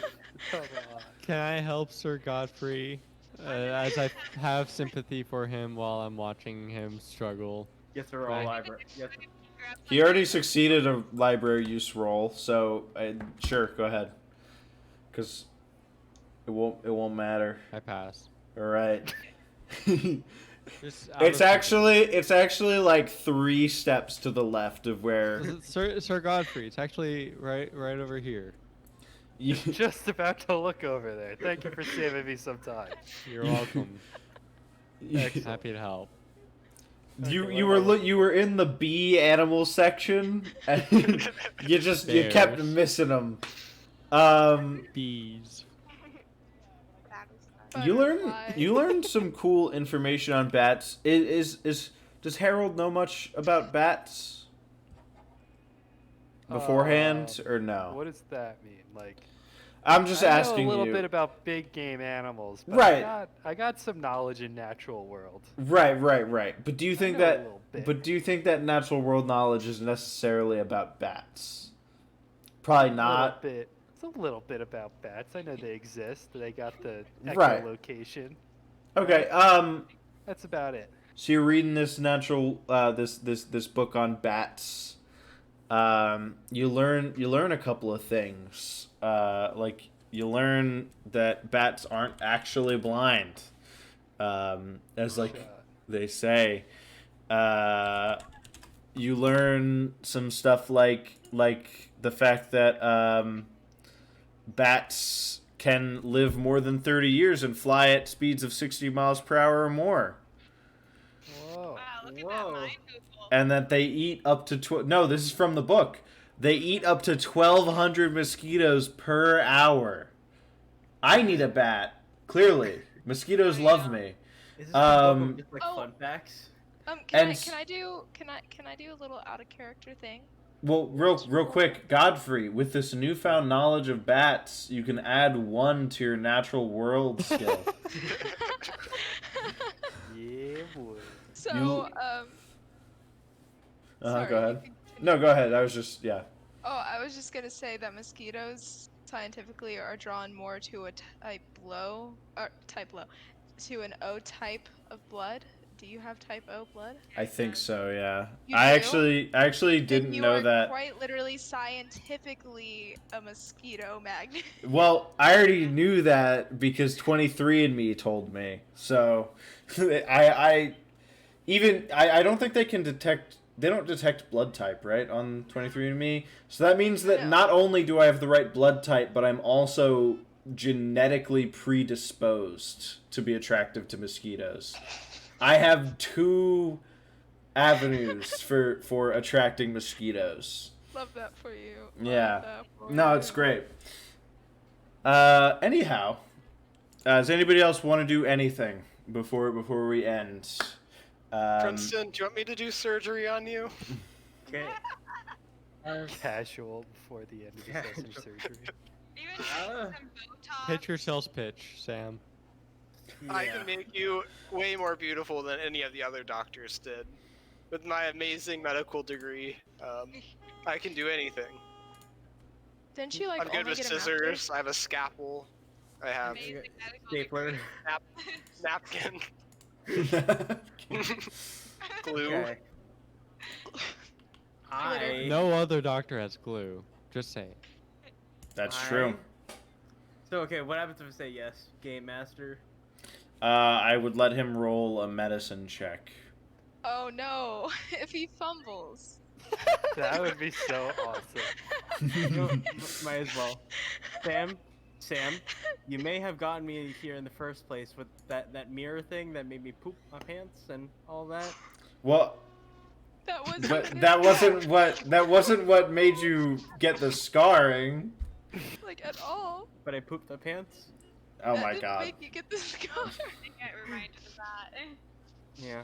But Sam, I'm gonna trust you one more time. All right, Do not Sam. mess us up. You take him to your totally above board medical facility. Illegal. Yep. 6. Whoa! So actually, so he's not Extreme quite. success. He is not. So this is.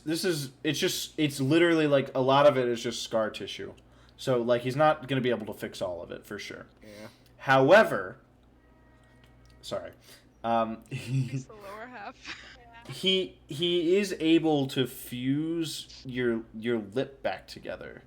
So the scarring is just like your eye and like this section. He's able to get your lip like back together so there's no longer like this just like empty space here. Okay. He is also able to get your eye looking just like a little bit better. There's still scarring around it, but So I'm guessing now my appearance goes up by 5 points. what's your appearance at right now? 15. The lip thing is really gross. Put it up by 10. Awesome. The I lip got thing 25. The lip thing was by I think the grossest thing that you What was described. what was your appearance? At 15. 15. Oh my. What was it I'm before beautiful. all of this? It was like at 70 or 80. Something was 80, 70 or 80. Oh Jeez. my god. Now he's at Yeah. a nice 25. 25. 25. People don't literally throw up when they look at you anymore. Hey, now you can eat food. And I also want to say, it's not because of his. People weren't throwing up because of his deformity. They were throwing up because he was just ugly in general. Damn. All right. Alright, I got a very believe optimistic note. very optimistic note. So join us next week, where our investigators will hopefully find out a little bit more about the Carlisle expedition, get some more information lined out about what's going on, see if they can figure it all out. And yeah, The Twitter please, stuff, you can't- yeah, please follow us or subscribe on whatever platform you're watching us on. Please rate us if that's a thing on the platform you're on. We Give still us have never 5 figured this stars. out. Yeah, we're on Apple now. I did look that up. We're on Apple now officially, finally. So you can check us out on YouTube or you can check us out on Spotify or Apple if you missed the previous streams and you want to get caught up to where we're at. There is also please follow us on Twitter at NotJustAnyPod. We tweet stuff on there sometimes, occasionally, and I think that's it. Oh wait, yeah. If you're listening to this right now, watch us on Twitch at twitch.tv/not Yes. RPG. Yeah, if you're listening on either of those platforms I mentioned before, please come join us on Twitch every Friday, 8 p.m. Eastern time, 8 p.m. Eastern. It's a fun time. You'll get to see us live. We might talk to you in chat a little bit. It's great. Shout out to the one Brazilian viewer. Yeah, the one Brazilian viewer who jumped in earlier tonight. It was great. Anyway, we'll see you guys next week. We'll see what the investigators get up to. Have a good night.